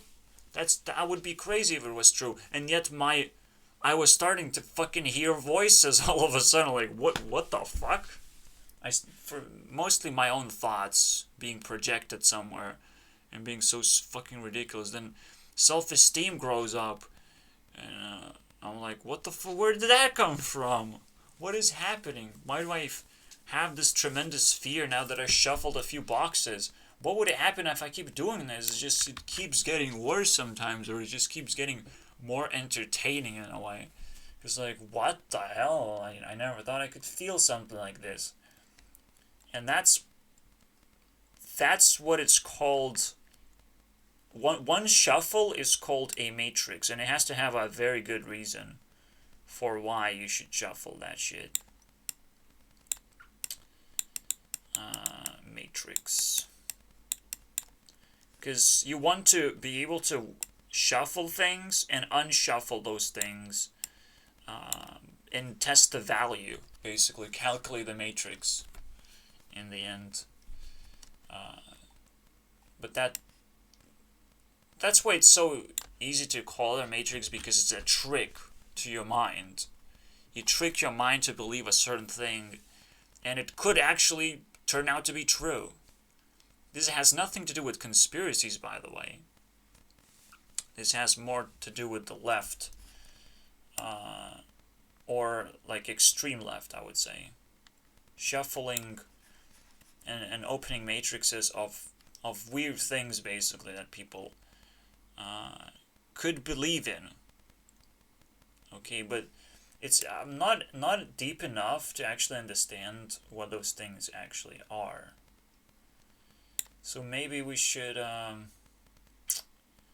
figure something out here, because it seems like everyone wants to be normal. It's so fucking weird, right? Everyone wants to, well, but everyone, I said everyone who's making videos, who's fully exposed, and who's not just doing work on YouTube, because there's a way, you can do work on YouTube, or you can do videos otherwise and entertain people. It's not exactly work to entertain people. It's more of a clown thing. You can do your work anyway, so it makes it not work. It's kind of confusing. But, PewDiePie can make any kinds of videos. So just because he chooses to work a little bit more or less, it doesn't make it work. These people who grind, who have a very specific thing that they need to do, normally they organize boxes again. And again, this is why it's not work, because it's a highway. There's no way to work in a highway. When you work, you slow down and focus on something, right? Focus on fixing something, right? You're not just traveling at high speed, and it's performance art. It's not much of a work. For me, I'm working, right? I'm sitting here 3 hours working, fucking grinding. I know who I am, I know where I stand, I know what I have to do. I'm very well defined in that sense. But at the same time, I'm kind of doing double work if I try and close down as a It's a little bit of a, you know, blocker. Is either a blocker or a test. But this is also a test anyways, right? This is also a test. It's a matrix test. Or you can say a blocker test. A blocker test is very interesting for me, because there's another blocker test that's the most, valuable ever. You put more and more blocks until the person gives up, basically. You're waiting for that giving up moment. They have some kind of weird ass fucking trait about themselves, and they have to give it up just for 1 fucking second, dude. And people can't fucking do that. I noticed that they are so in the mindset of a highway, but they only see their own highway. That's the only thing that keeps them up to speed, is their own little tiny narrow little perspective highway. It's the craziest thing. But by the way, like, this is amazing. Alright. Thanks, Captain Disillusion. Wow. Really cool. Thanks, Captain Disillusion. Welcome to Highway versus Boxes. Highway and blockers versus boxes and matrices. Here we go. Now that's pretty fucking cool. Alright? And I enjoy doing this little test. Because usually there are like 8 highways for personalities. Or you can call them 4 highways. But, and maybe people cheat in a different way in those 4 highways. Just a little bit of like, well, I'm gonna just do this, and eventually you will give up, right? There could be some fucking twisted shit happening. Where you have to block even more complicated strategies. But for that, I would say, if a person is capable of surviving without their highway specifically, they are survivors. And you already figured out pretty much a major step forward. It's like, you can trust this person with something. You don't know exactly with what, but you can trust it with something.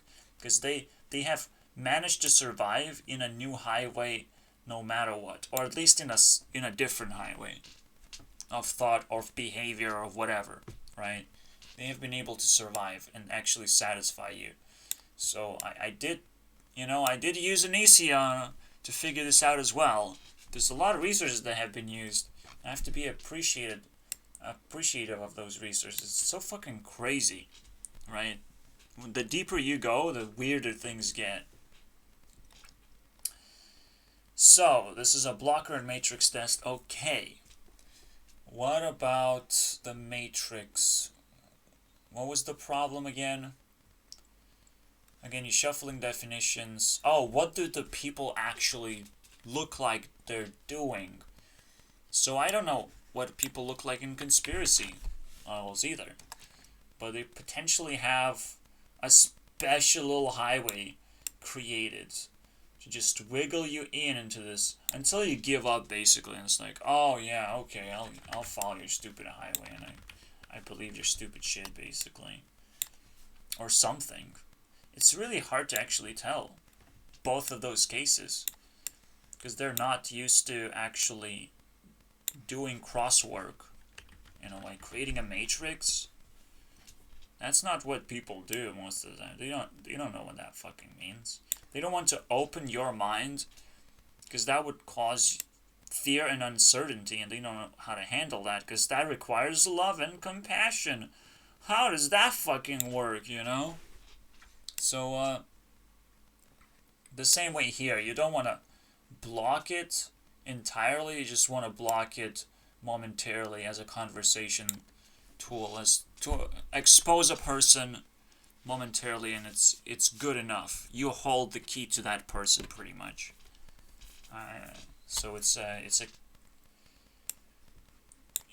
key crafting thing, and I don't know what this is. we're shuffling definitions, right? And definitions usually have their simple categories and everything. Until they don't, until they start, you mix things up just for a reality check. It's almost like a reality check. Because after you shuffle, you have to go outside and see how the world looks like from this new perspective. It's the weirdest and most twisted thing ever. You have to go outside. You just have to. You just feel the urge to actually check if the world is changing based on the twist that you just made. But the world can be anywhere, really.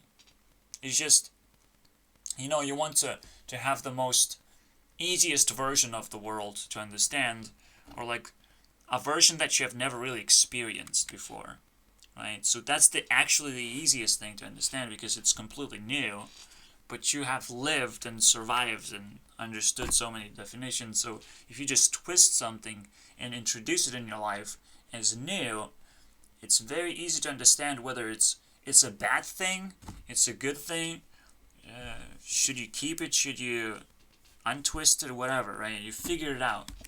So that's the Matrix. The coolest thing about Matrix is almost like, if you have never done something, it's the greatest opportunity for you to open up a Matrix in that sense. If someone is inviting you to do something new, if someone invited me to a party, it would be a perfect opportunity for me to open up a Matrix. And every single time, in a way, a party would have the capacity, because I've never really experienced a party. I have experienced a matrixed party. And it's almost like that's a good way to actually dodge reality. That's a way to keep attraction, basically. Create attraction to someone. Because you never really experience their true self. You experience the matrixed self. Maybe you have worked with someone on a set for a movie, but you never really worked with them in real life. That sort of thing. That's a really cool little twist, isn't it? Okay. That's about it. I'm drained. I have reached second hour. That's a lot of work.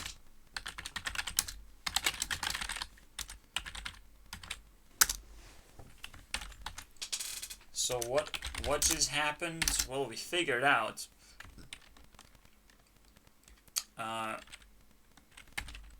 most of the time we open matrices to be more attracted and closer to something.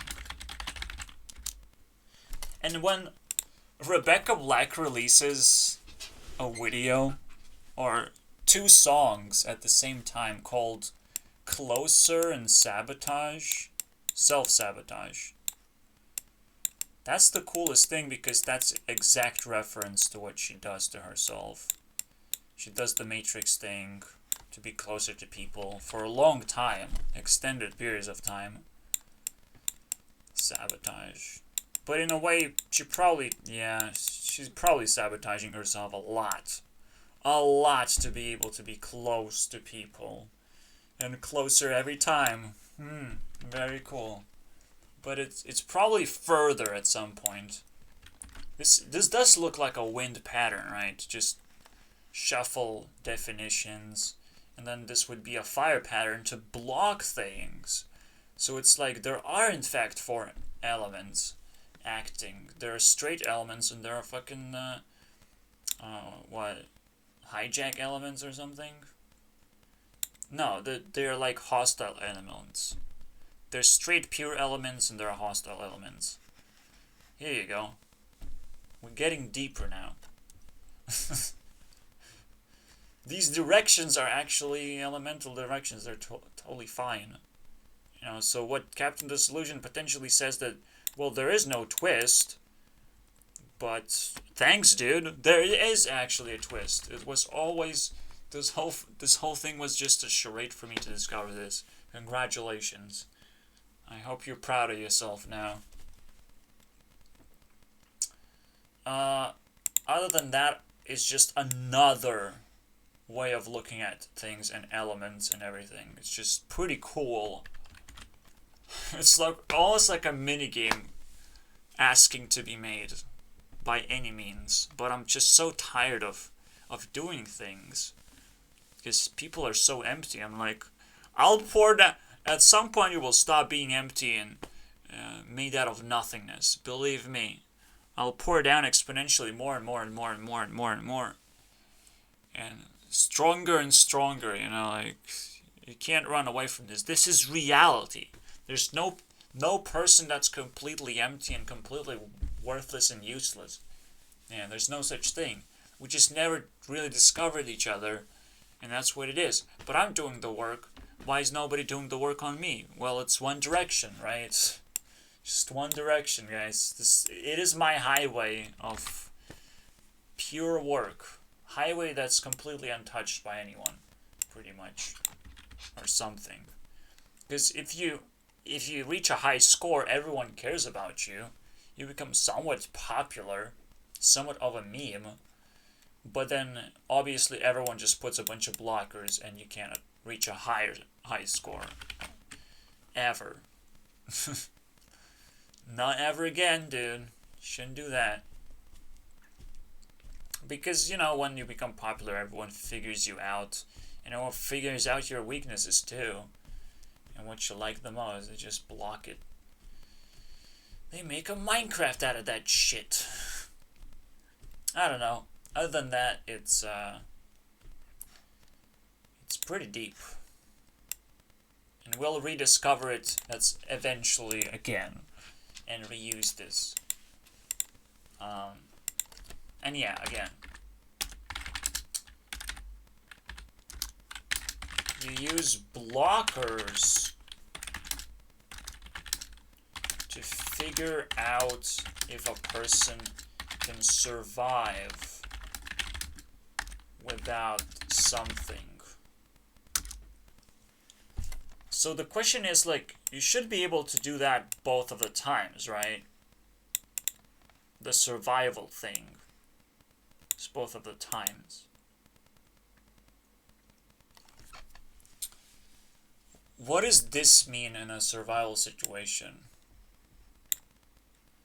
When you twist someone's matrix... yeah, I mean, it's error protection, basically. When you tell a bunch of lies, that is like a direct twist of matrix, but I personally can't do it with lies. I have to do it with something else. But that's what win people would do. They just lie for this specific reason, to see if you suck up a lie. But if they keep on testing you constantly, then they're evil. They're simply evil, right? If they're trying to twist your matrix over and over again, they're just fucking evil and annoying. That's what they are. So, yes, in both cases it's a survival thing that has to be tested, and both of these things have to be tested separately as well. So now that is complicated. That is fucking weird. And even worst of all is that, who knows, man? What am I even talking about at some point? I was like, what? That's crazy. But I needed even better and better tools to understand all those patterns. And beat up Captain Disillusion. That's it. Got beaten up. I have new eyes. Yes. I have stolen some eyes right now.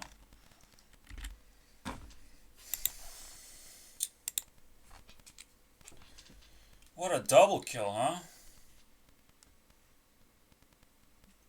2 pieces of content from left and right. Both of them are wrong, basically. And the whole problem, I would say, is we have to be able to defend ourselves, basically. We have to be able to make our choices. Right? We can't make choices right now. The government is actually declaring what choices we can and cannot do, right? And we should at least have a fucking choice. Right? That's what I'm saying. We should have a fucking choice of what to do and how to fucking interact.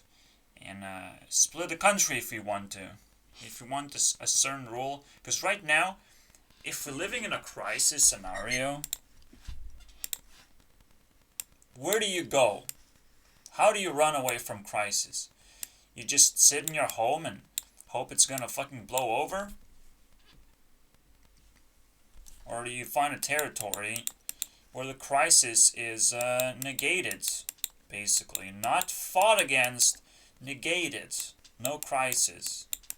Okay, we don't see it. Right? It should suck a bunch of people in.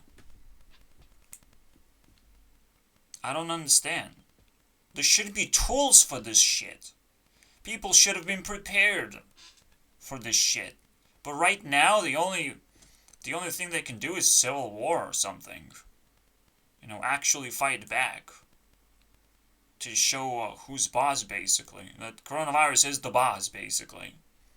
You know, you want to fight people? You want to talk to people? You want to talk about this topic specifically? You must always and always not think about the crisis, but think about the consequences of the crisis that are all around us right now. All around us. That's a good start for the right that they made. Because, again, it's consecutive videos right now. So Lauren does a good job, while iDubbbz is just trying to make a fucking name for himself, shaming people. While becoming a fucking SpongeBob about it on a thumbnail. Just like, how far can I go by being wrong, basically? How far can I go by being 100% wrong and negligible, basically? It's pretty fascinating to me. Yeah, the most important part for me is I feel it. You know, I'm not here to attack people.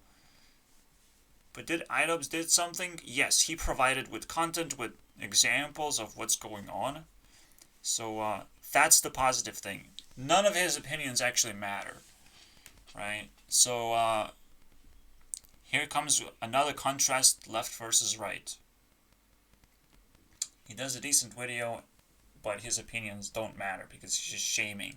He's being negative. Don't be negative. No matter what you're fucking doing, negativity is only gonna get things worse, you know, and keep you on a leash longer. And I'm not talking about government leash. I'm talking about you put a leash on and gave it to the government. You know, it's your leash. You literally fucking bend over, basically, because you felt intimidated. You haven't asked any questions. You haven't resisted a single fucking inch. And ask if it's possible to alleviate pain right now. If you feel that there is pain, you can't just go ahead and negate it and be negative about it. You know, you're not going to destroy pain by doing that. But that's just something I believe deserves another video. We have to celebrate coronavirus one more time with another 3-hour fucking rant. Because why not? It's the best fucking thing ever that ever happened to humanity. It exposes the level of stupidity that we live in beyond our understanding right now. Everyone is supposed to be ashamed, and they're supposed to be ashamed incrementally, exponentially, basically. You know, until you make a fucking move to the no crisis zone and start negating things, or start accepting radical fucking changes, right? Move in those fucking areas now. It's about time, right? Okay, so denying an absolute, you know, which one is gonna help us fight this fucking thing? Is absolute denial or absolute acceptance? Or is there some kind of fucking even middle tribe? You know, I put my name on it. But that doesn't mean you should fucking accept even a middle tribe as if it exists. Maybe it's just government, you know? Maybe everything else is government because it's poorly defined and people can't fucking understand what it is. And it's made out of sixes, basically. Fucking devil's tag. Yeah. So, split. See what happens. See who wins. Let's have a little bit of a competition. Alright. I'll be the president of the United States if this continues. You know, it's just, I don't have to be YouTube CEO. I can be your president if you want. Fuck yeah, dude. And maybe one day I'll be your god if you want. Because apparently there's just brewing up in there. I'm okay just sitting there and criticizing YouTube videos. Don't worry about me. I don't need more power from your stupid hands. Keep it. I want to see how you explode randomly. You know? That's how stupid people are. They would just randomly explode and combust. Out of anger, out of emotional discomfort, out of conflicting information, out of just misinformation or low information, just conformity. So many reasons to explode right now. Alright, make a mistake in life, push yourself into a fucking grave. So many ways to make this happen, basically. But revolution is potentially very necessary, because the question is, who created all this mess? Who did this? You know? Because if someone did it, and someone is also giving us a solution, they have a loop of power, pure and unprecedented power, over people. Government created this mess, government is trying to clean it up. That's not something that works. Basically, I punch you in the face and then I try to heal you at the same time. Is that something you want to happen? That means I have unprecedented power over you, basically. If you let me do both of the things, damage you and try and clean up the mess at the same time. And you don't even put shame on me for doing it. You don't even recognize that it's happening. You know, I can just buy science, intimidate you with science, and then propose rules where police and medics are just dominating the world. This is what's happening. Absolutely amazing. I don't want to talk about it. We're gonna have an exclusive video for that shit. Because the fucking ridiculousness is accumulating. And it just doesn't stop. I think I might have to calm down to where the rate of exponential growth of insanity can be felt from the very bottom to the very top. Of how this thing escalated, even though, yes, you can just say these are anti-maskers and not much else, you know? You know, they don't stand for anything better in life, right? They're just very easy to identify. You know, wow. Make some friends, iDubbbz. We want to see you make some friends in life. And not get killed, basically. I want to see that happen, dude. It's the best thing ever. Oh, wait, right now you can't even do it. I guess we just lost the most important resources in life. Out of nowhere. Let's see how you fucking make friends. You still have YouTube subscribers, you know? So let's test that. Maybe that fucking works. Let's make some friends, iDubbbz. SpongeBob, the friendliest character of all time. It's fucking ridiculous, isn't it? The hilarious part of this thing. I need to make a comment about this. I need to bring Bob back. Alright, this ray tracing method is gonna be quite complicated to do. So this will be an object in random location and random position. In random rotation. And the ray travels like normal. Something like this. right? And we need to figure out which lines get hurt first and how the pixel kind of travels through the ray. That's important. And first thing we do, we locate this with the dot function. We put this guy in here and locate where the dot is here and here. How far do we need to go to actually hit this? And it's basically the line is extended potentially. Somehow the line is extended. So how do we do this? I think the best way to do this, right, we have the vectors as well, the base vectors. So this is how the pixel reading moves. We figure out which one is the closest each time by reading these things, of how close we are to the hit point as we move at the same time. And again, we choose the direction basically by calculating when the dot is supposed to hit the line. Which one is closest based on, we multiply this with this. We also dot the vector itself, in a way. Well, no. Right, even though you can see it like this, well, we simply see the hit point or something. That's a little bit complicated. No, I mean, you have to dot the vector with this vector. What you get is the distance, right? Because it doesn't matter if the vector is here. When you dot it, you get the distance traveled with this. Okay. Still not clear yet. There's also the other thing. This is a vector. When you pick up a unit, and you pick up a unit of this, and you double check how much with one unit you can go to on this unit. How many units do you need to finish this unit?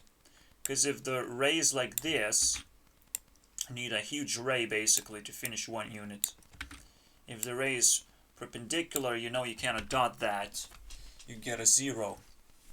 So that's what we're gonna be calculating basically. We're gonna taking those units, checking how long it takes, checking the distance of how many units we have. Usually it's less than 1. And then we pretty much have the speed. And then we do units in a way, but it's not necessarily that. Because we're just gonna calculate how close we are to the next unit all the time, no matter which direction we have moved in. And when we move, the dot simply can in fact move 1 pixel at a time, no matter where it landed. Pretty much can move freely across the ray and follow the ray. So once that is in place, I think there's gonna be absolutely nothing wrong with this code, and it's gonna be as simple as it gets. All right, let's see how simple it's gonna get, because I have 21 lines here. It's pretty nasty. I'm expecting like 15, and it's gonna function a lot more efficiently in a way. So here we go. Let's do it. Oh look, more name fucking gaming basically. Yeah, I know.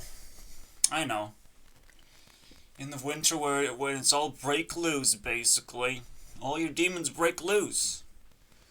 Congratulations, and then you become influence. That's why it's influenza. a non-negotiable influence at that point, because you're a demon for me. You hate everyone. That's great. I'm starting to hate everyone, kind of. Let's go. Let's fucking see how big my demons are. Alright? It's just the flu season. Some people have to die. It's okay, guys. We don't need to fucking panic. Ever. Or forever. And I looked at what is the biggest, longest flu that ever happened. Turns out it's some fucking Russian flu.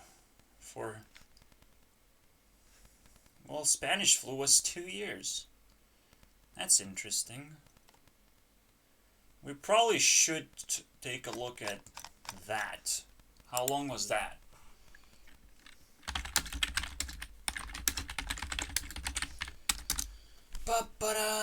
I need exact fucking days, dude. February and April. Okay, that's good enough for me.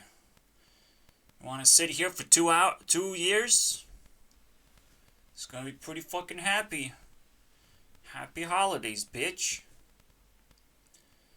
So, no, I mean, we have to prepare ourselves for, another year.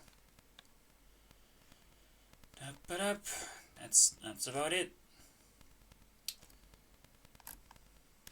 And nothing else to say. And it's just one of those things, again, I felt strongly about. It's not necessarily about anything. It's about demons. Literally. Because you can keep yourself warm and happy throughout the winter and understand that it's, a special thing. Or you can dive into the matrix and blockage, which we just discussed. If you're going to be influenced, these are the viruses, basically. Things that affect you radically. The radical influence can also happen directly, right? Your thoughts might not be completely organized, and they might mess up your mental matrix or something. Your mental boxes, right? Your capacity to organize mental boxes. Same goes for the highway. You might pick up a very, very slow lane, and you're going to be always jealous of everyone else who's doing great, right? But you will still be like, oh, I still have to focus on this one, because there are plenty lanes to choose from. Plenty of ways to live life, right? That's sort of the mentality you have to have when you identify this shit. So, yeah. Cool. There's absolutely no other way to look into the world. You can't just accept government's point of view, because it's just terrifyingly dominant right now.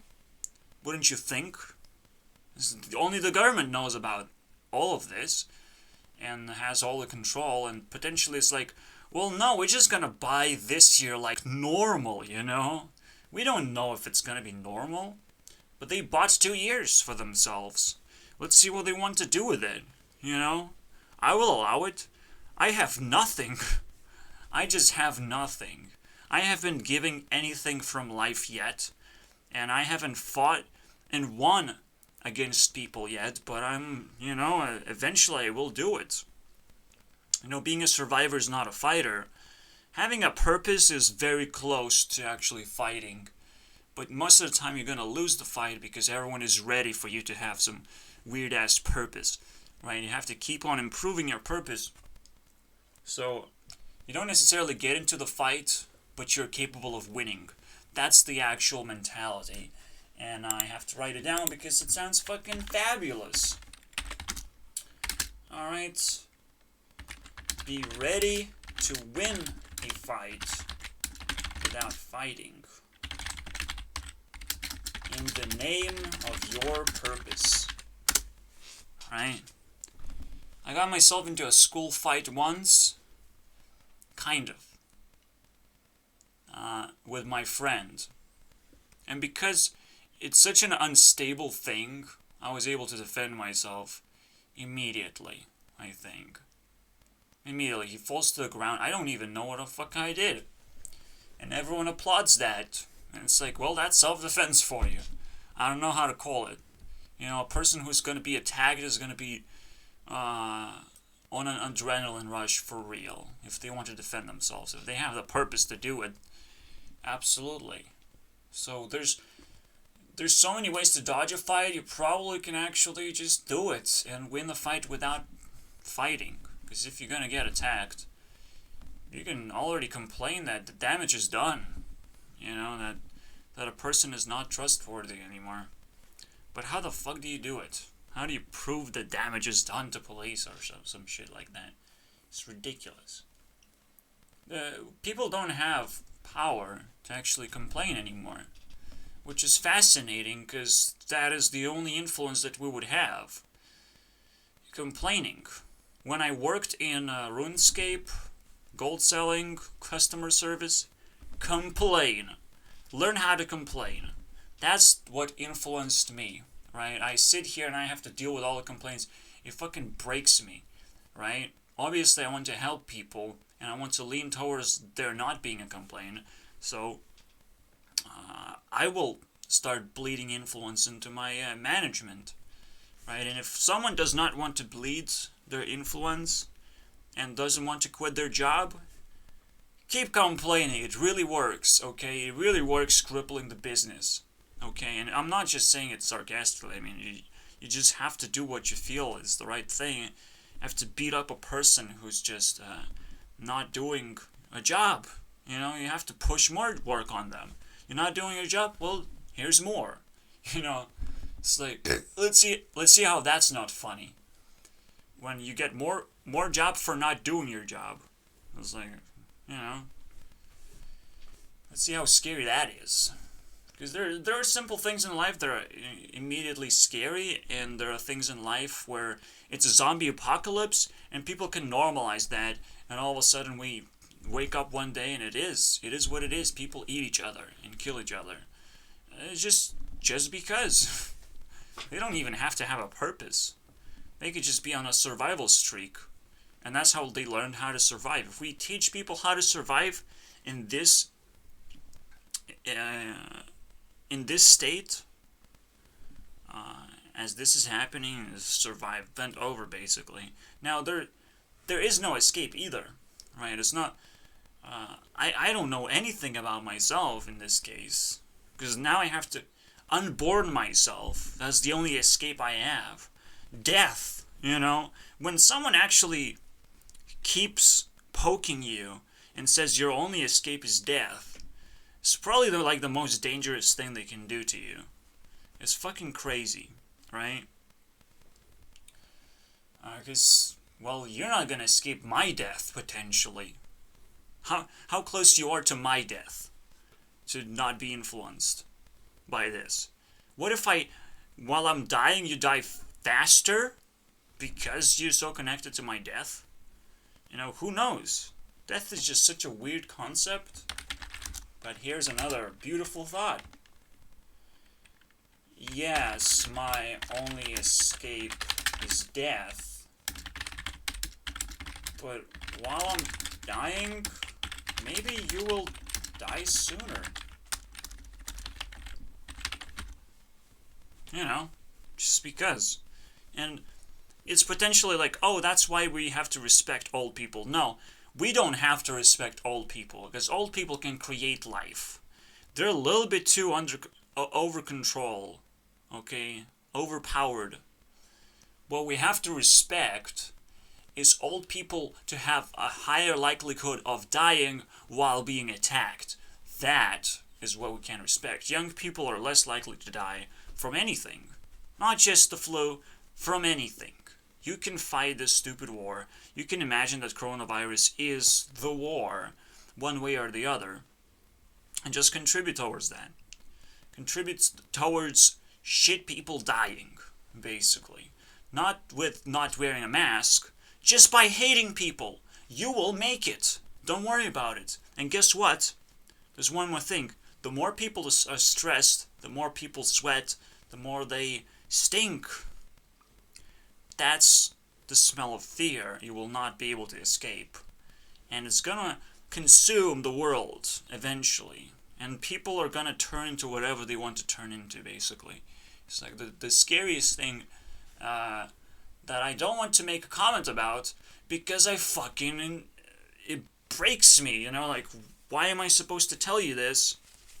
Well, I'm supposed to tell you this so I can get a bag and leave if I'm correct. If I'm not correct, you can treat me as a crazy person, but it's not gonna destroy my credibility because I'm putting in a proof of work.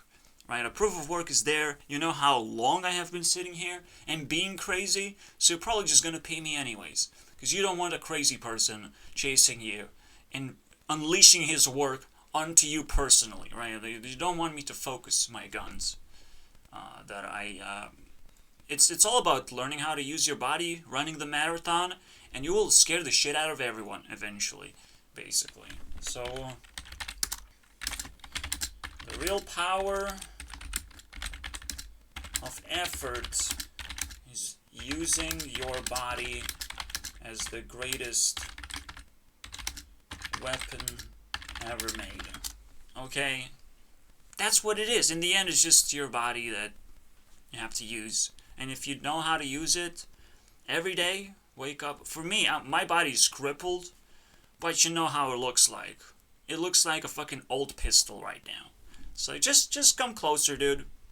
I just wanted to make sure that your head explodes all over and splatters like art on my fucking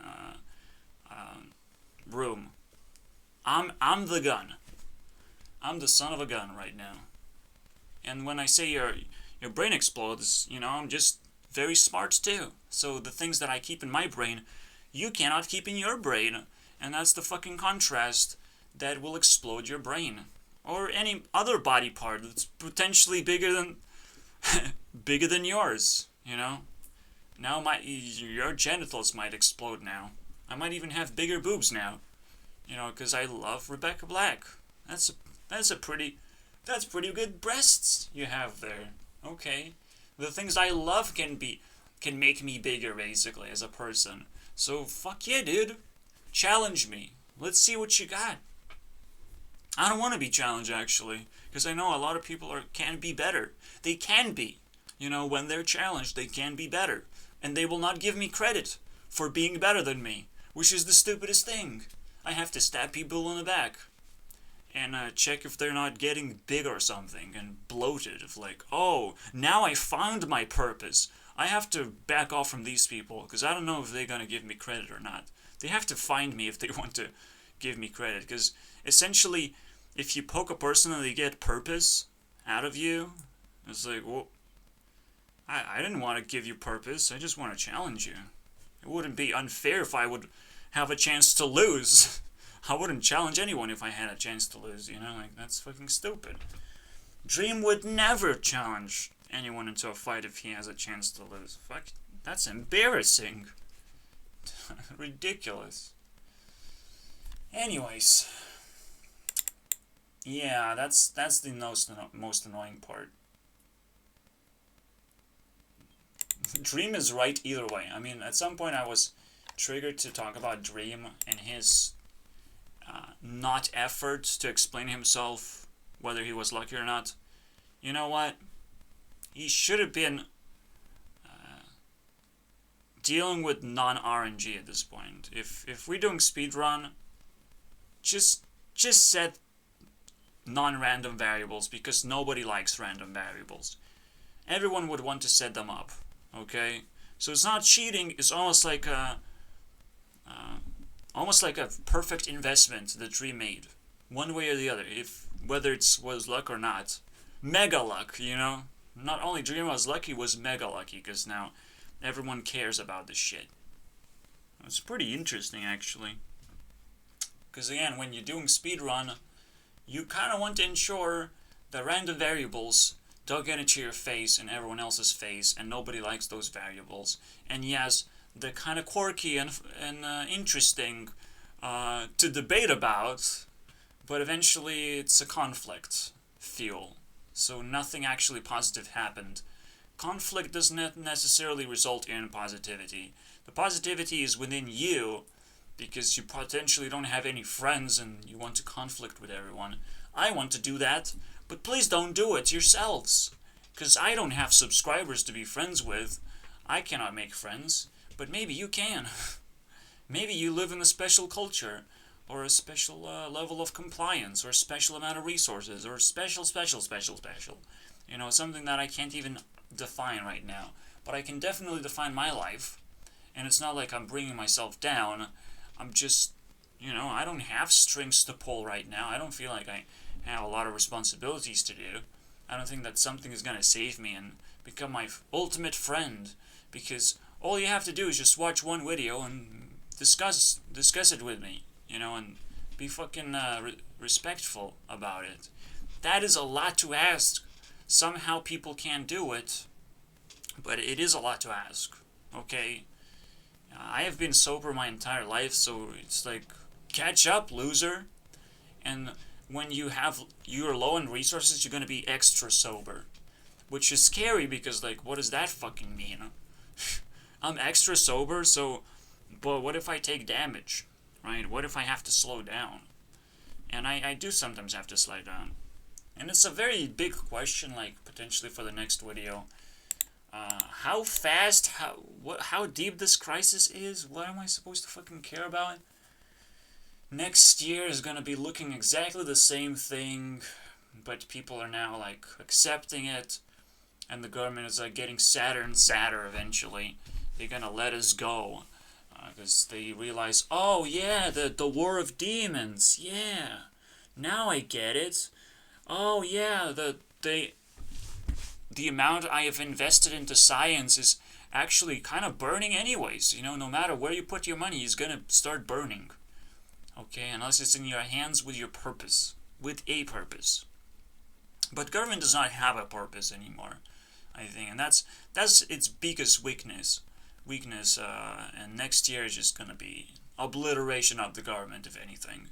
You know, I'll say hi to the government. Why not? I'll say hi. I'm gonna be in a hospital. I'm gonna stink up the place, because I'm gonna be under a lot of stress. You know, I'm not capable of speaking, recording videos, analyzing things, preparing myself properly. I was just gonna be chilling in the hospital, and I'll, you know, artificially gonna be slowed down.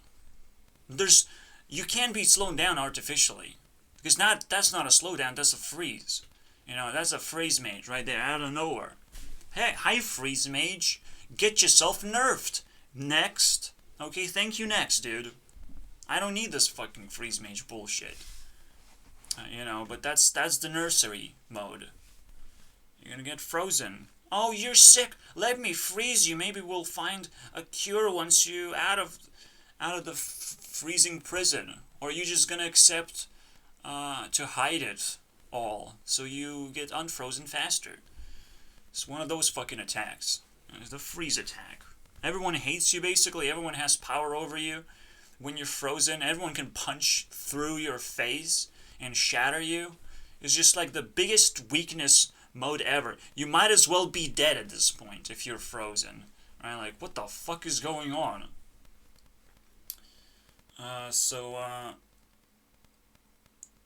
There's so much to identify.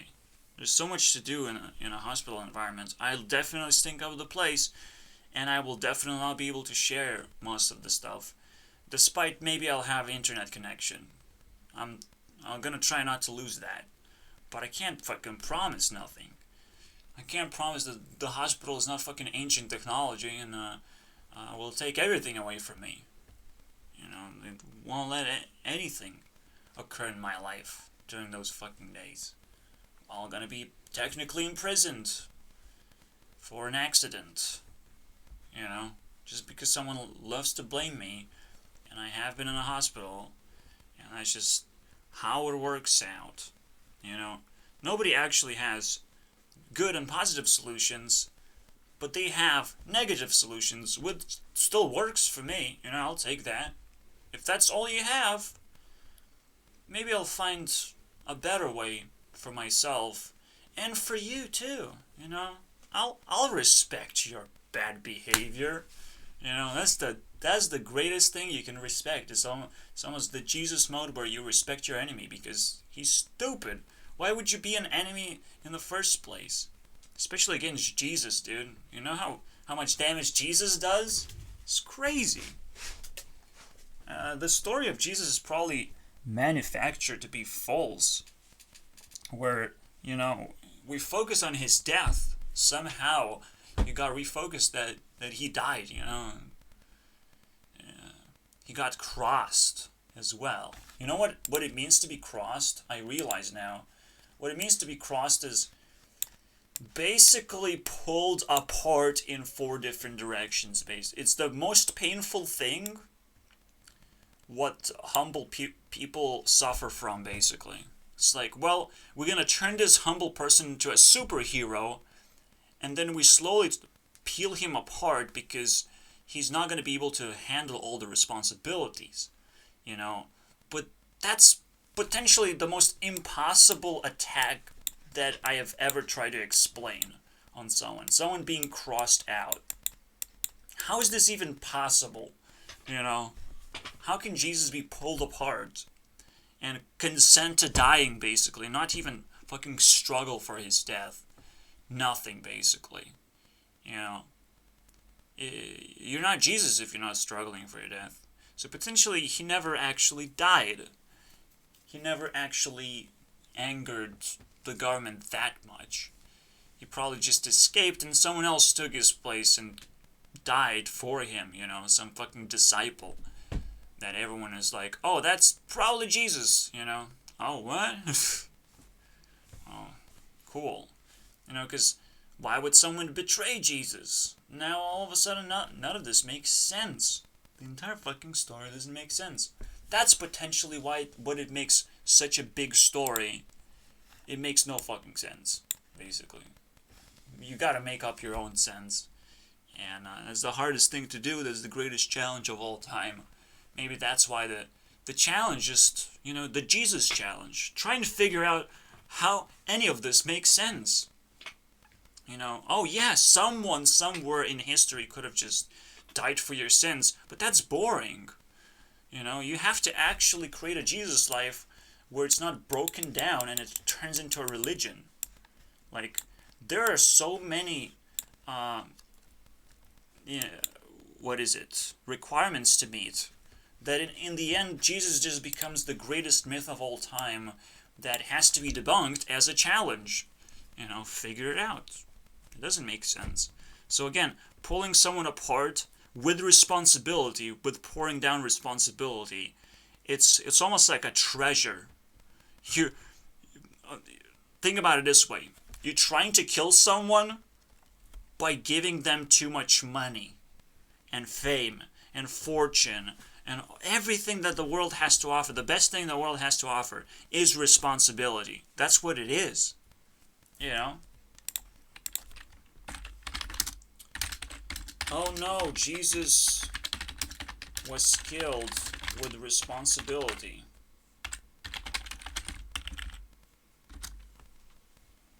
Makes no fucking sense, you know? He was so successful with success. You know, if you can grab responsibility, just like if I can grab YouTube CEO rank, because I'm fucking sniping that shit. Give me, okay?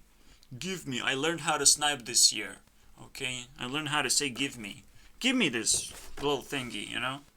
I can watch YouTube videos for a living. You know, it's easy. Very entertaining, too. Makes me speak bullshit and lose my credits in the very end of the year. I will lose all of it. No, actually I can't do that. That would be too much responsibility, so I have to, you know, cut corners. So I have to be YouTube CEO forever, just because I don't have... It would be too much responsibility to actually take responsibility and then lose responsibilities with this. It's kind of lame, actually. Again, you would think, like, it doesn't make sense. It doesn't make sense that the government actually has survived for so long where Jesus just has been killed by the government, and that's the story. And that's the religion, though, that kind of creates the hardcore left. I mean, right. The hardcore right. That's probably the biggest conspiracy theory as well. It's like, well, Jesus got killed by authorities. Wait, what? I hate authorities now. I love Jesus. I don't know who that guy is. I never had him as a friend, but he's probably the best friend that ever existed. You know, it's like he takes all the responsibilities. You know, he's a humble, good person, maybe even perfect. You know, everyone likes him. So he must be perfect, at least for a moment, you know, while everyone likes him. He's not a president. He's not doing a job. He's just doing whatever he likes to do. That's pretty fucking honorable. I don't know. And that's what happens. You know how we came to this conclusion? Because Jesus had enemies. That's what happens. When you have enemies, you become Jesus, pretty much. That's literally it. Except when Jake Paul becomes an enemy to Logan Paul, then neither of them become Jesus. They just become Jesus brothers, I guess. Because no one, none of them can become Jesus. I guess that's the one. The Jesus brothers. They made enemies with each other. What are you gonna do in your life? You know, fuck yeah, dude. Alright, so in theory this would be it. I want to see if I can read this properly. Alright, so we define array points, which are supposed to be dots to the plane here. Become kind of 2D, but they're still 3D because the plane can be in a 3D space anyways. We normalize, set up hit stop and hit move vectors. Also set up a color, then an escape route. Escape is going to be true once the color is defined, meaning that we hit some kind of pixel. Alright, so those three out of the way, or those 4 lines out of the way, they're pretty straightforward. Pixel R is also a straightforward thing, where we use hit move. It starts with hit point, so we're going to be reading this pixel right here, and every single time we move, we're going to read that pixel where we move. And we could easily use hit stop, because it's going to use a tiny bit of distance forward to propel itself. It doesn't guarantee by any means, and it could actually fix those tiny bit of flickering pixels if I in fact use the move thingy, because when it hits straight the corner and it moves a tiny bit, it actually would hit this pixel instead of this. So potentially we can avoid